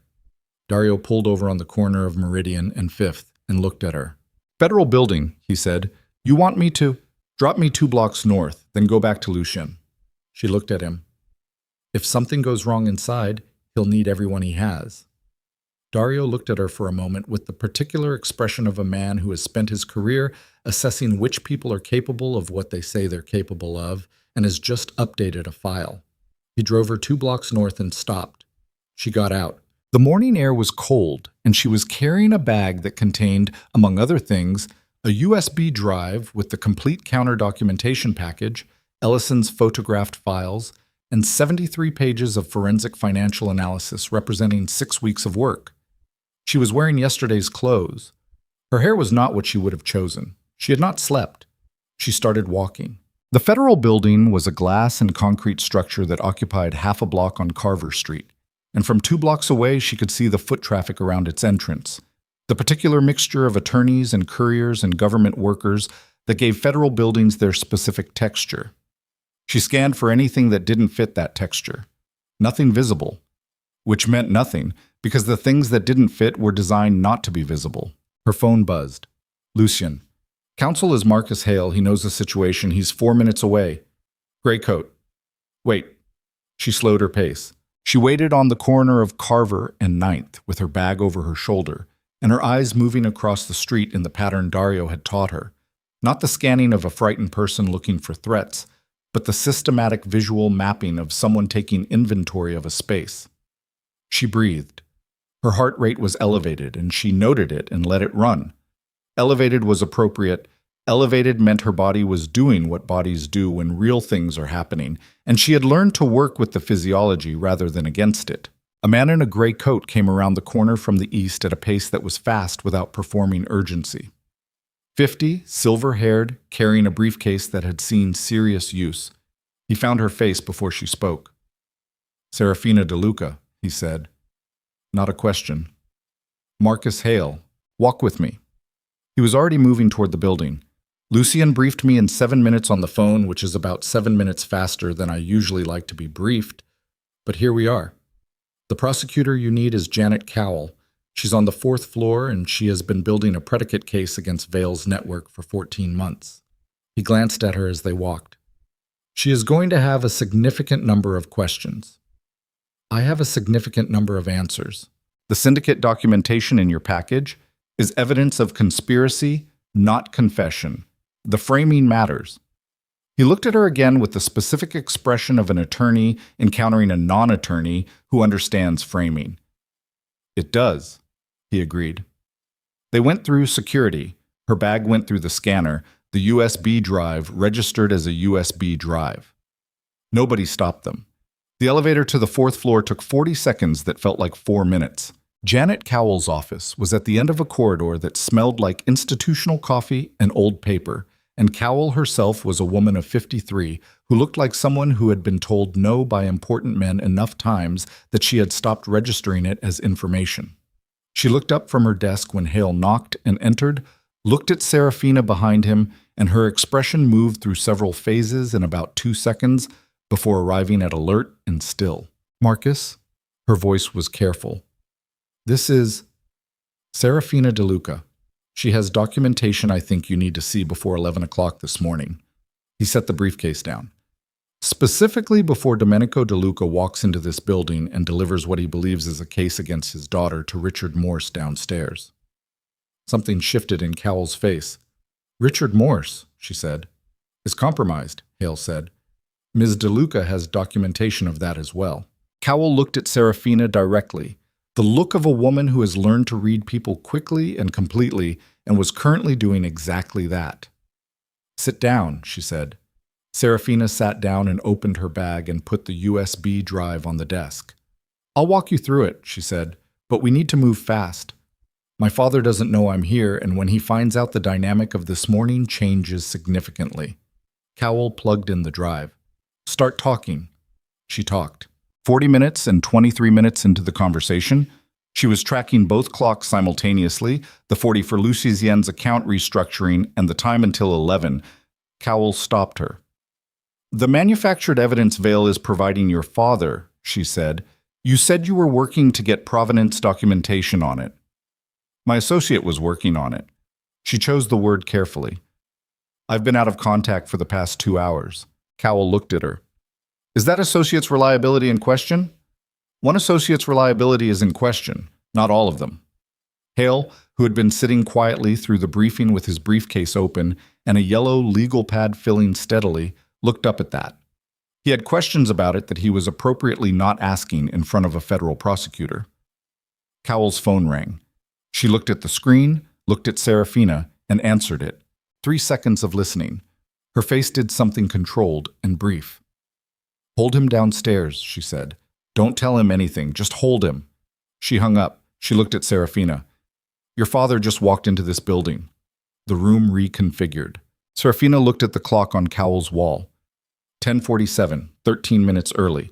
She thought about Rosa's text, "Father is calling Vale," and understood that her father had received confirmation from Vale that the credentials were in motion and had decided to accelerate every timeline simultaneously.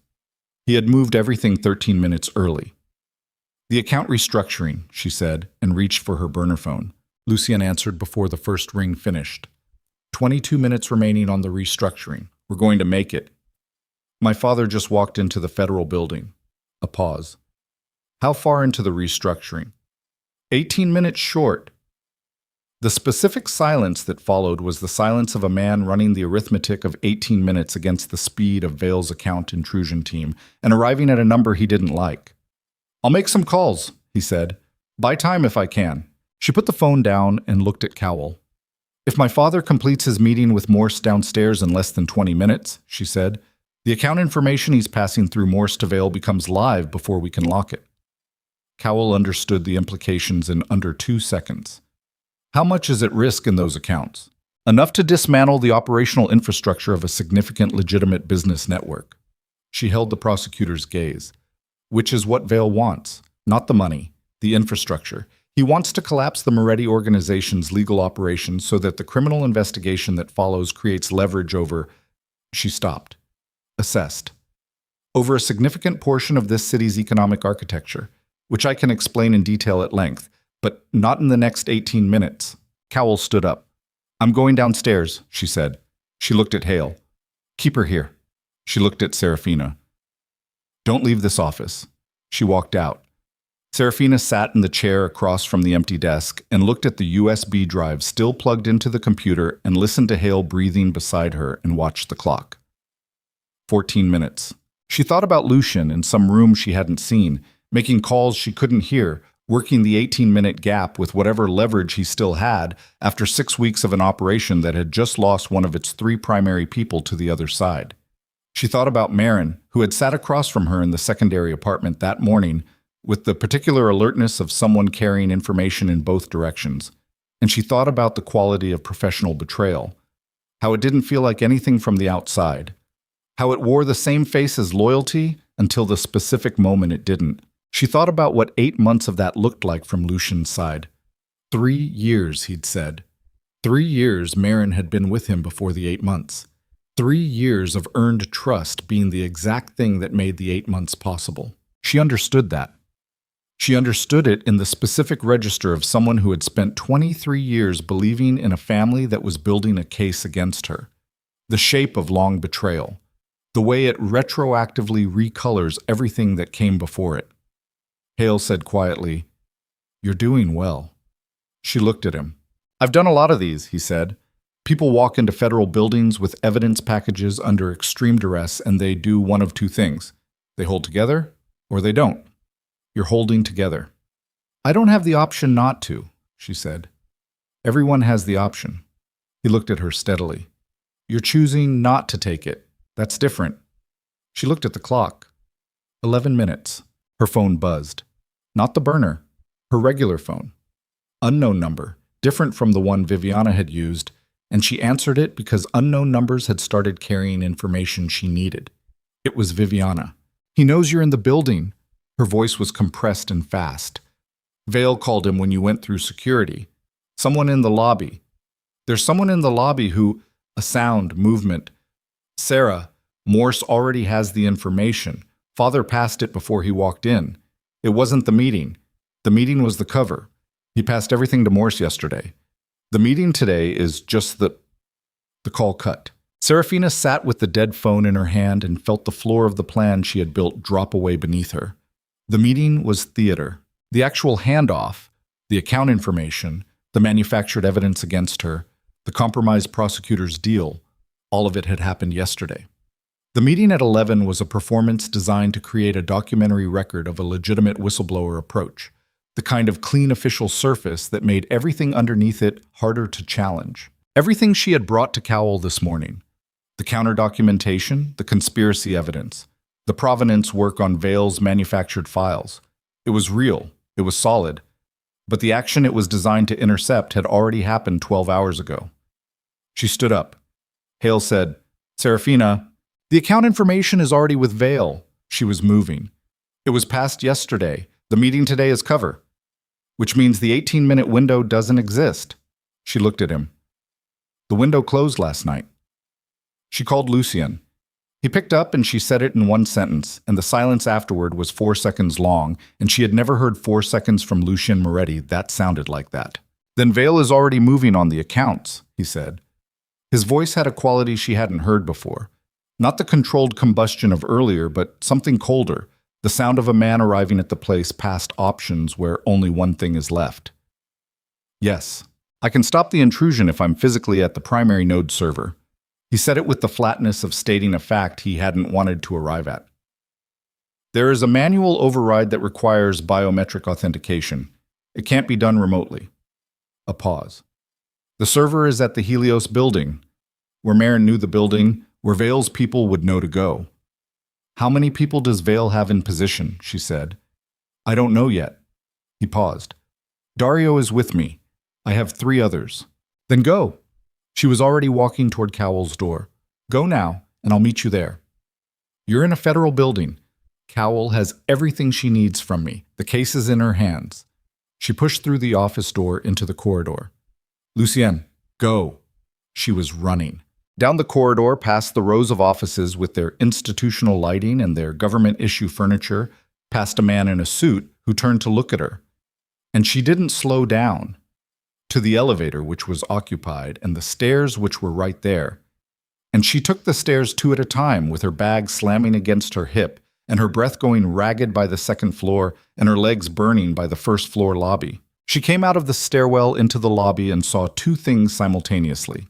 Her father, standing 20 feet away near the security checkpoint with Carver Ellison beside him, in the process of being intercepted by Janet Cowell and 2 federal agents who had materialized with the specific purposefulness of people acting on instruction. And a man near the east entrance, large, still, wearing a courier jacket that fit wrong across the shoulders in the specific way that meant something was under it, who was looking not at the scene with Domenico De Luca, but directly at her. He had found her face in under 2 seconds. She had found his in 1. He moved first toward the exit, which meant he was a message being sent. Not a threat to her, but a presence that had been positioned to confirm she was here, to relay that confirmation to someone outside, and then to leave. She moved without deciding to. She crossed the lobby in 8 strides, caught the man at the east door, grabbed his arm, and said in a voice that was quieter than the lobby noise required, "Who sent you?" He looked down at her hand on his arm. He was 8 inches taller and 70 pounds heavier, and he looked at her with the specific expression of a man encountering resistance he hadn't anticipated from this particular source. "Let go," he said. "Who sent you?" He pulled his arm free. She held on. He turned toward her fully, which was a mistake because it took his body out of the exit trajectory, and she moved into the space that created with the specific geometry Dario had drilled into her over 6 weeks, not fighting him, redirecting him. And his back hit the wall beside the door. Security was moving now. She could see them in her peripheral vision. Good, she needed them moving. "Val sent you," she said. "You're going to tell the federal agents who just started walking toward us that Vale sent you, or you're going to have a very interesting conversation about why you're in a federal building with a firearm under a courier jacket." He looked at the approaching security. He looked at her. The particular calculation of a man whose position has been completely inverted, running across his face in real time. She stepped back. Let the security arrive. Then she was through the east door and into the morning air, and running toward the street to find a car and get to the Helios building before everything Lucien had built went up in the specific kind of fire that didn't leave anything to rebuild from. And behind her in the federal building lobby, her father was being detained by federal agents on the instruction of a prosecutor who had 40 minutes of briefing and 73 pages of documentation and 14 months of her own predicate work, and the name Adriano Val written in the file she'd been building since before any of this began. She got a cab, threw herself into the back seat. "Helios building," she said. "Meridian and 10th. Fast." The driver looked at her in the rearview mirror, breathing hard, bag on her lap, the specific expression of someone running towards something rather than away from it, and pulled into traffic. She called Lucien. 2 minutes out, she said. "East parking structure," he said. His voice was the voice of someone already inside something. "Third level, don't use the lobby." In the background, she heard something that was not a voice and not an ambient sound. It was the specific flat report of a firearm, suppressed but not inaudible, and it was coming from wherever Lucien was standing. "Lucien? Third level," he said. "Now." The call stayed open, and she listened to the sounds inside it. Movement, another report, something breaking, and Lucien's breathing, which was controlled but elevated, the breathing of a man moving fast through a space while managing something that required both his hands. And the cab pulled up to the Helios building, and she was out before it fully stopped with 2 fingers pressed to the phone, keeping the line open as she ran for the east parking structure entrance. The stairwell to the 3rd level smelled like concrete and exhaust, and the particular cold of underground spaces that don't see sunlight. She took the stairs at full speed and came through the 3rd level door into the orange-lit expanse of the parking structure and saw them. Lucien, 40 feet away, moving between 2 parked vehicles toward a utility door at the far wall. Dario 10 feet behind him, covering the approach. 2 men she recognized from the operational circle, positioned at the structure's vehicle entrance, facing outward. And on the ground near the elevator bank, a man she didn't recognize who was not moving. She didn't stop moving. She covered the 40 feet and came in beside Lucien at the utility door, and he turned and looked at her face for 1 second with an expression that was 3 things at once: relief and fury, and something that was neither, and said, "You ran out of a federal building." "You're welcome," she said. "The server room." He pushed through the utility door. The corridor beyond it was maintenance infrastructure, pipes, conduit, the utilitarian skeleton of the building hidden behind its glass and steel face. They moved fast and low, Dario behind them, the 2 others holding the parking level. "Vale has 4 people inside the building," Lucien said without slowing. 2 we've neutralized, 2 unaccounted for." He was breathing hard, but his voice was level. "The server room is 60 feet ahead. The manual override takes 90 seconds once I initiate it. We need 90 uninterrupted seconds." "Where are the 2 unaccounted for?" "That's the question." She pulled the gun from the bag. The Glock she had been trained on for 6 weeks in a basement range that smelled like gun oil, the one she had put 4 out of 6 into a paper target on day 1, and held it the way Dario had taught her, 2-handed, slightly low, ready to come up. Lucien looked at it, looked at her. He didn't say anything about it. They came around the corner toward the server room door and found one of the 2 unaccounted for men standing in front of it, and everything that happened in the next 4 seconds happened the way Dario had told her things happen. Not in slow motion, not with the space to think, but in the compressed immediacy of instinct running faster than decision. The man at the door raised his weapon. Lucien was already moving left, drawing the man's aim, creating the geometry of a split-second choice that the man made wrong. Tracking the larger threat, the one he knew, the one his training told him was the primary target. Seraphina stepped right. She fired twice. The sound in the enclosed corridor was enormous. Not the contained report of the basement range, but something that hit the walls and came back. And the man went down and the door was clear, and Lucien was at it with the biometric panel already, and his hand flat against it, and the 90-second counter starting. She stood in the corridor with her back to the server room door, and the gun up and smoke coming off the barrel, and her ears ringing and her heart doing something that wasn't fear and wasn't calm, but was precisely and completely the space between them. Dario came up beside her, his own weapon out, facing the corridor. "The second one," he said. "I know," she said. 60 seconds. The corridor was quiet. 40 seconds. Still quiet. 20 seconds. And then from the far end of the corridor, a door opened and the second unaccounted for man came through it, and he was not alone. He had someone in front of him, arm around the throat, gun at the temple, and the someone was a face she recognized from the operational circle, one of the two men who had been holding the parking level, and the geometry of the situation was exactly what it was designed to be. A human shield, a demand, and a room with a biometric counter at 15 seconds and counting.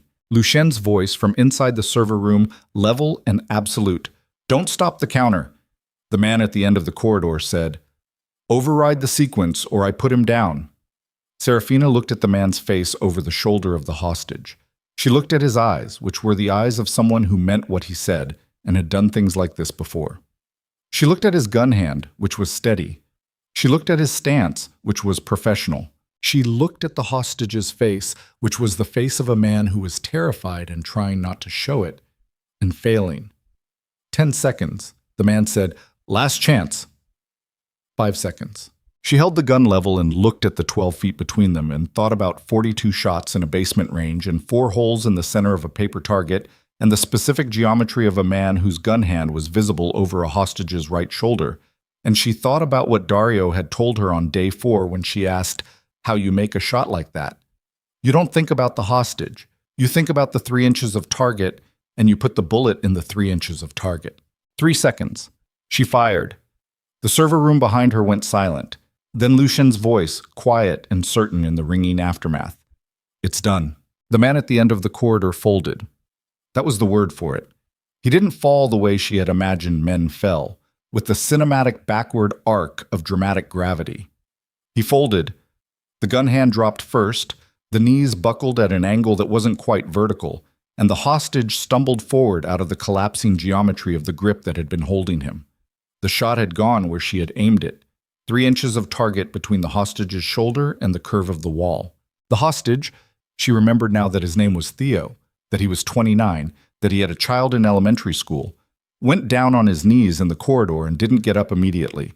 He put both hands flat on the concrete floor and breathed in the specific way of a man whose body had just been told it was not going to die and was processing that information at its own pace. Dario moved past her down the corridor, weapon raised, kicked the gun away from the folded man's hand, checked the pulse, and looked back at her with a small flat shake of his head. She lowered her own gun. Her hand started shaking. Not before, after. The body's accounting. Lucien came out of the server room behind her and stopped. He didn't speak immediately. He took in the corridor. The second body, Theo on his hands and knees, the residue of cordite in the air, Dario crouched checking a pulse that was no longer there. And he looked at her standing in the middle of all of it with a Glock she had fired 3 times in the last 6 minutes, for the first 3 times outside of a training environment. He crossed to her. He put one hand on the back of her neck, not hard, just there, anchoring her to a fixed point in the world.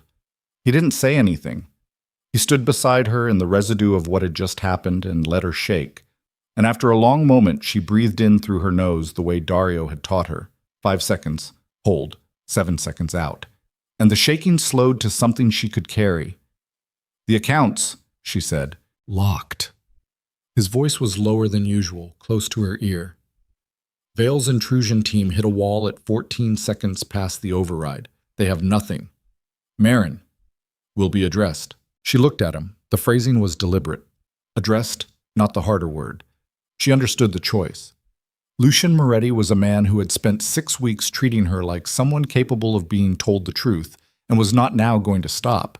But he was also a man who had spent 3 years with Marin, and what would happen to Marin was a calculation he had not finished making in front of her. She didn't press it. There would be time. Sirens were beginning somewhere outside the parking structure. The specific wail of federal response, not local police. Janet Cowell's work. The corridor would be processed in under 15 minutes by people with badges and protocols and questions.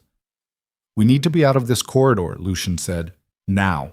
They were out of it in 90 seconds. Lucien's people knew the building's maintenance architecture the way the building's architects didn't, and the route out brought them through a series of service passages that emptied into a sub-basement parking level where 2 vehicles were already waiting. Dario went into one with Theo and the 2 operational men. Lucien and Seraphina went into the other. She sat in the passenger seat with the gun still in her lap. Lucien drove. He didn't go far. 6 blocks. He pulled into the underground garage of a residential building she hadn't seen before. Newer, glass and steel, the architecture of recent money, and parked. He sat with his hands on the wheel for a long moment and didn't move. "Seraphina," he said. "I know." "Do you?" She thought about it. The corridor, the 3 shots, the folding man, the hostage on his hands and knees, the specific moment her finger had decided independently of her conscious thought to apply the 4 pounds of pressure required by the Glock's trigger pull. "I will," she said. He looked at her. "That's the right answer," he said quietly. He took her up to an apartment on the 11th floor that she had also not seen before. It was sparsely furnished and clearly maintained for purposes like this. Temporary occupation, low profile, defensible. He poured her a glass of water and sat her down at the kitchen counter and made her drink the whole glass before he said anything else. And she understood that this too was operational discipline. The body needed water after adrenaline. He was treating her the way he would have treated any of his people coming out of a sustained engagement. And the impersonality of the care was its own particular kind of care. She drank the water. "Tell me what happens now," she said. He sat down across from her. "Janet Cowell has your father, Carver Ellison, and the documentation package," he said. "She has 14 months of her own predicate work on bail. Within 48 hours, she will have federal indictments for at least 6 people, including Richard Morse, who will not survive the disclosure of his compromise. Your father will be charged with wire fraud, conspiracy to commit wire fraud, identity theft, conspiracy against the United States, and bribery of a federal official." A pause. "His attorneys will keep him out of a cell for approximately 90 days. After that, he will not be in a position to negotiate." Viviana. Viviana's accounts and her involvement are documented in the package. She will be charged. Whether she serves time depends on the choices she makes in the next 2 weeks. Cowell's office will offer her cooperation in exchange for testimony against your father and Vale's network. He looked at her. She has more useful information than she's likely to give willingly. The decision about how hard to press her is not mine to make. Vale. Adriano Valle will be the harder case. His voice was even. He's insulated, internationally located, and his organization's response to the failure of this operation will not be cooperative. A pause. But the manufactured evidence trail, the recordings of his communication with your father, and Marin's eventual testimony will create the structural foundation for federal action against him. It will take 18 to 24 months. He will be in a federal cell before he's 60. Marin. He was quiet for a moment. "Marin has 2 children," he said. "She made a series of choices over 8 months that I do not yet fully understand. There were almost certainly pressures applied to her that I was not aware of. There may have been a debt. There may have been a threat. I'm going to find out which before I make any decision about what happens next." His voice had not changed. "I'm telling you this because I want you to understand that the answer to Marin is not the answer you might expect from a man in my position. I am not in the business of revenge. I am in the business of repair." She looked at him. "You loved her," she said. Not romantically. She could tell that wasn't what it was. "She was your colleague. You trusted her." "For 3 years. Yes. And now I have to do the work of understanding why I missed what I missed, which is harder than punishing her, and more useful." He held her gaze. "I will not be a man who lets 8 months of betrayal teach me to trust no one. I've watched men do that. It does not produce good outcomes." She thought about that. She thought about the long arithmetic of trust, the way her own 23 years inside her father's house had not, somehow, taught her to trust no one. The way she had walked into a room with Lucien Moretti 6 weeks ago and looked at a folder full of evidence about her own life and chosen to keep going forward into something rather than retreating into the small, careful survival she had built. The way that choice had not been brave exactly. It had been the only one she could see. But the way it had required some part of her to remain unbroken under conditions designed to break it. She wondered what part that was, where it came from, why it had survived. She didn't have an answer. She set the empty glass down. "I need to sleep," she said. "I know." He showed her the bedroom. He told her there were clothes in the closet that would fit her. Lucien Moretti had thought of clothes. And that he would be in the next room and that the locks on the apartment were the kind of locks she could rely on. He turned off the light when he left and pulled the door not quite closed behind him. She slept for 11 hours. When she woke up, it was the next morning, and the city outside the window was doing its ordinary business, and a federal indictment was being filed 3 miles away, and her old life was already beginning the slow process of being something that had previously existed. She sat on the edge of the bed and breathed, and noticed that she was different. Not transformed, not the cinematic morning after of fictional characters waking up changed. Different in a specific small way. The shaking had stopped. The fear that had been her ambient condition for 23 years, the low background hum of waiting for the next harm, was not gone, but it had lost its central position. Something else had moved into the center. Capacity, she thought. The word for it was capacity. She had become a person who could do things. That was a quiet realization, and she sat with it for a long time before getting up. The weeks that followed had the texture of weather changing. Federal indictments came down. Her father was arraigned. The story hit the local papers, and then the national papers, and then the financial press, where it acquired the specific cold attention reserved for white-collar crime that involves federal prosecutors. Cowell's office moved with the methodical pace of an institution that had been waiting for an opportunity like this one for years and had decided to use it carefully. Seraphina cooperated fully. She spent days in conference rooms with Hale beside her, answering questions and walking through documentation. She did not enjoy it. She was good at it. The accountant's mind that had been her one quiet competency through 23 years of being invisible turned out to be exactly the tool a federal investigation required, and the prosecutors learned within the first 2 days to take her analytical observations as seriously as their own forensic specialists. Viviana took the deal. She testified. She was strategic about it. She gave the prosecutors enough to be useful and held back enough to preserve her own leverage, and the agreement she reached resulted in 2 years of probation and complete forfeiture of her assets. She was 30 years old when the case concluded, broke for the first time in her life, and not equipped by temperament or training for the world that was waiting for her on the other side of the courthouse steps. Seraphina saw her once after. It was at a coffee shop near the federal building, 6 weeks after the verdict.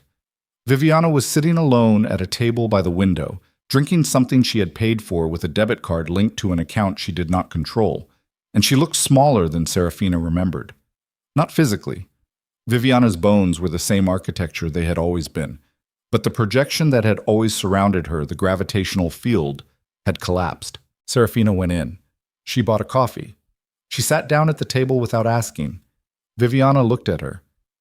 "You don't have to do this," she said. "I know."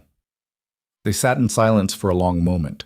"I called you that night," Viviana said. "When you were leaving the house, I called you and I told you about Myron and about the inside person. I want you to know I did that without—" She stopped. "I want you to know I did it because I knew it would hurt me, not because it would help you. The two things weren't separate, but I want you to know." "I know that too." Viviana looked at her coffee. "I don't know how to be a person who isn't what I was," she said. It was the most honest sentence Seraphina had ever heard her say. "I don't know how to do this, whatever this is." "You'll figure it out," Seraphina said, "or you won't. But it's yours now. Not Father's, not the family's. Yours." Viviana looked up at her. "Did you forgive me?" she asked. Seraphina thought about it. "No," she said, "but I don't need to." She drank her coffee. "You're the reason I called him," Viviana said quietly. "Father, the night you left. I called him from the hallway and I told him I thought you'd taken something from the house, and I told him to check on you in your room. I was the one who—" She stopped. "I just want you to know. I want you to have all of it." Seraphina was quiet for a long moment. "I figured," she said. She finished her coffee. She stood up. She looked at her half-sister, who was 30 years old and broke and frightened of the world she now had to live in, and she put her hand briefly on Viviana's shoulder. Not warmth, not forgiveness, something more like acknowledgement, and walked out into the afternoon. She did not see Viviana again for a long time. Her father wrote her one letter from the federal facility where he was awaiting sentencing. She read it once. She did not respond. She did not keep the letter. The Moretti Syndicate underwent its own transformation in those months, though most of that work happened in rooms Seraphina was not in. Lucian spent the better part of a year dismantling and restructuring his organization's exposure, closing operations that no longer fit the architecture he wanted to maintain, restructuring legitimate business holdings, repositioning the entire enterprise toward something that more closely resembled the legal business empire it had always pretended to be. He told her once, late in a conversation that had run past midnight, that the 8 months of Marin's betrayal had clarified something for him about the cost of the dual life. "I'm too old to be carrying both," he said. He looked tired in the specific way she had come to recognize. Not physically tired, structurally tired. The tiredness of a man whose body was younger than the things he had asked it to do. "I'm tired of being two things. I'm going to be one thing." "Which one?" she said. He looked at her. "The one that doesn't make you spend the rest of your life waiting for the door to open." That was as close as he came, for a long time, to saying what they both already knew. She had moved out of the apartment he had put her in after the 3rd week. She had used some of the funds that had been recovered and properly attributed to her. Cowell's office had been precise about distinguishing the legitimate assets from the laundered ones. To rent her own place in a neighborhood she chose for no reason except that she liked the bakery on the corner. She had bought furniture. She had hung 2 photographs of her mother on the bedroom wall. She had built a life that was hers in the specific structural sense, which was a category of having that she had not previously experienced. She and Lucien saw each other often, not under the architecture of an operation anymore. They had dinner. They walked. They sat in his apartment some evenings and read in the same room without speaking, which she had not known until then was something she had wanted for her entire life. The simple structural fact of another person who was also there, who did not require her to perform her presence, who was simply also reading. He never pushed. She understood, eventually, that this was the most significant thing about him. He had not pushed in Ellison's office. He had not pushed in the 8th floor conference room. He had not pushed during the 6 weeks of training or the 18 months of federal investigation or the long, slow reorientation of his own organization. He moved through the world with the absolute confidence of a man who had something to offer and was not going to coerce anyone into accepting it. She loved him for that before she loved him for anything else. She told him so one night in the 11th month after the federal building, sitting on the couch in his apartment with her feet tucked under her and a book open on her lap that she had stopped reading. He looked at her. "That's not romantic," he said quietly. "No, it's something else." "Yes." He set down his own book. "I want to be careful with this," he said. "I know. I don't want—" He paused. "I have spent 42 years being the thing people are careful around. I do not want to be the thing you are careful around." She thought about that. "You aren't," she said. "You stopped being that the night you put your hand on the back of my neck in a parking garage and didn't say anything." He looked at her for a long moment. He did not say what he might have said. He did not move toward her in the cinematic way of fictional men in fictional moments. He set his book down on the coffee table with deliberate care, and he turned slightly on the couch so that his body was angled toward her, and he reached out with one hand and rested it palm up on the cushion between them. She put her hand in his. His hand closed around hers slowly, the way he did everything. "Then we'll figure out what this is," he said. Yes, they sat like that for a long time. 2 years passed. That was the actual measurement of the distance between the night in the parking structure and the evening, 2 springs later, when Seraphina Moretti, she had taken the name eventually, in a ceremony attended by exactly 4 people in a city hall office on a Tuesday afternoon, stood at the head of the Palazzo Bellacorte ballroom and watched 500 people fill a space that had once been the location of the worst night of her life.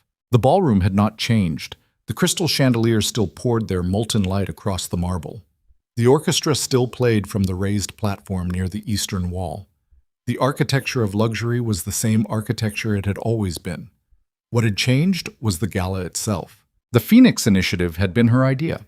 She had built it from the recovered assets, the legitimate portions of the DeLuca holdings that had been returned to her after the federal forfeiture process concluded, supplemented by funds she had raised in 18 months of careful work with foundation directors and legal teams and survivors who had wanted to be involved in shaping what it would become.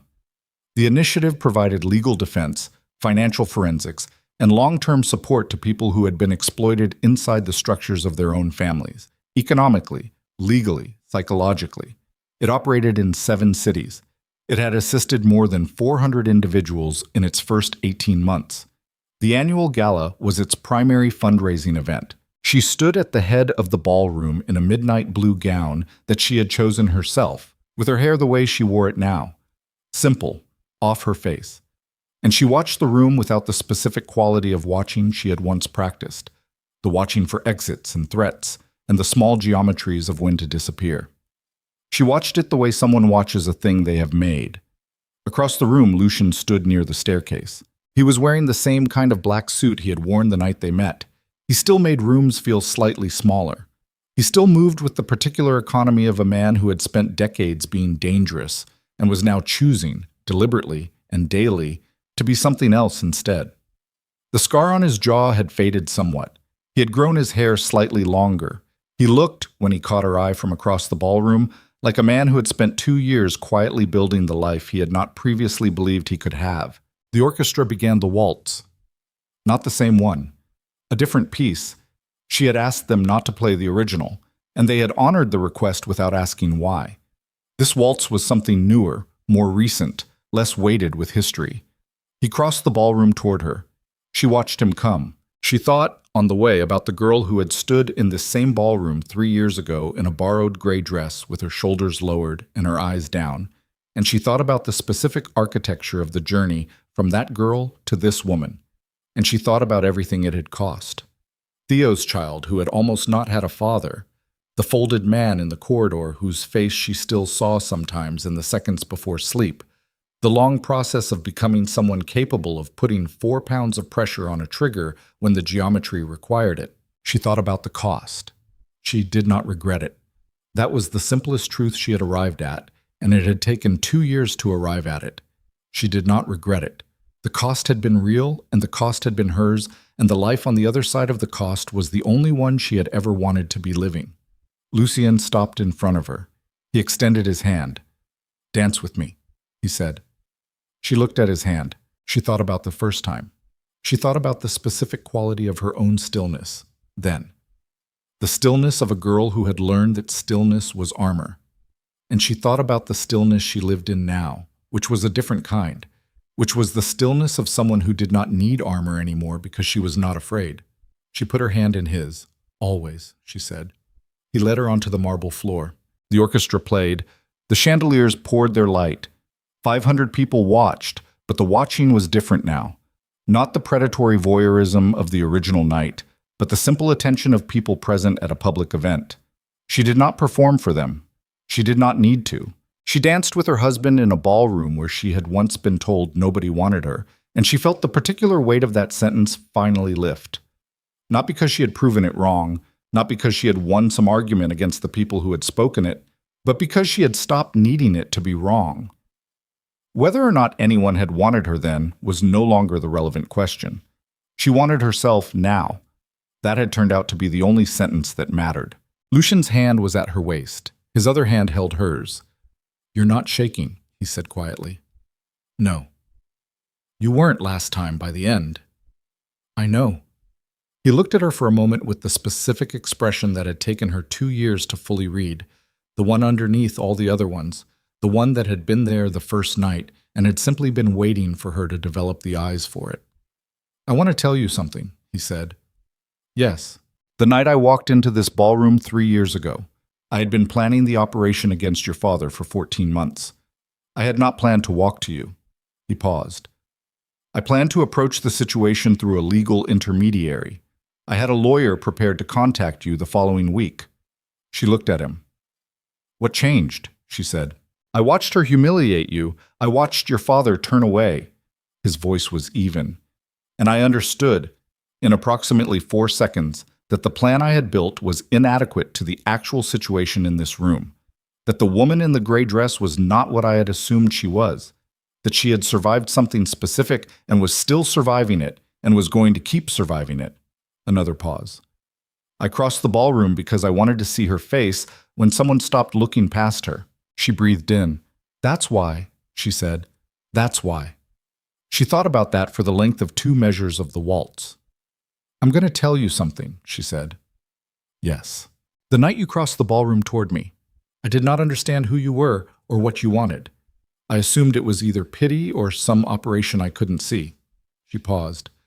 What I remember thinking, the moment you reached me, was that I had nothing left to lose by taking your hand, which is not the same as wanting to take it. I know. I want to take it now, she said. That's the difference. That's the thing I needed to say. He looked at her. I know that too. They danced. The orchestra finished the piece and began a new one. They did not leave the floor. Other couples joined them now, the dance floor filling with the gentle architecture of bodies moving in measured rhythm, and they moved with the others, and the gala continued around them. Across the room, a young woman who had been one of the initiative's first clients, a woman who had walked into their offices 18 months ago with bruises she had tried to explain away, was laughing with another woman near the bar. She caught Seraphina's eye and raised her glass slightly. Seraphina nodded back. This was the thing she had built.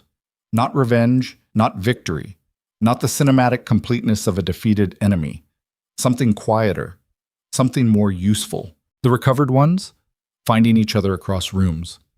She danced with Lucien Moretti until the orchestra changed its rhythm again.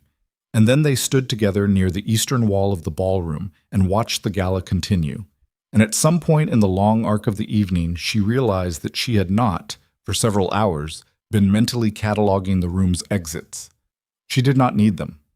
The Palazzo Bella Corte was a place she could simply be inside. When the gala ended near 1 in the morning, the last guests filtered out into the cool spring night, and the staff began the slow process of restoring the ballroom to its empty state. Seraphina stood in the center of the marble floor and looked up at the ceiling.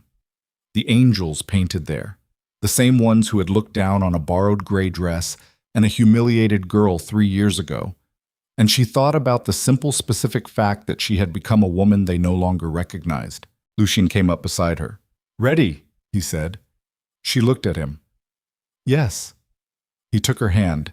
They walked out of the ballroom together, past the staff folding linens and lifting empty glasses, down the grand staircase she had once stood at the bottom of, feeling like a mistake, through the front doors and into the city she had not, until recently, understood she had always been part of. A car waited at the curb. Dario was driving. He nodded to her in the rearview mirror as she got in, and she nodded back, and the car pulled into the late traffic and moved through the streets toward the home she had made for herself with the man she had chosen and the life she was, finally, simply living rather than surviving. She looked out the window at the city going past. She thought about the girl who had stood at the edge of the ballroom 3 years ago in a borrowed dress with her shoulders lowered, and she sent that girl, across all the distance of what she had become, the small, simple thought that nobody had ever sent her at the time, and that she had needed more than anything. You made it. The car turned onto the boulevard and continued into the spring night, and somewhere behind her the Palazzo Bella Corte's lights began to dim, one chandelier at a time, until the ballroom that had once been the geography of her humiliation became, in the rearview mirror, simply a building she had passed through on her way to somewhere else. She rested her head against Lucien's shoulder. He put his hand over hers. The city moved past the window in its quiet midnight rhythm, and Seraphina Moretti, the woman nobody had wanted, who had become the woman who chose herself first, closed her eyes and breathed in the simple, specific air of a life that was, against every prediction made for her, entirely her own. And that was the ending. Not the legendary one, not the cinematic one, just the true one. The girl who had been told she belonged nowhere had built a place she belonged, and she had stayed.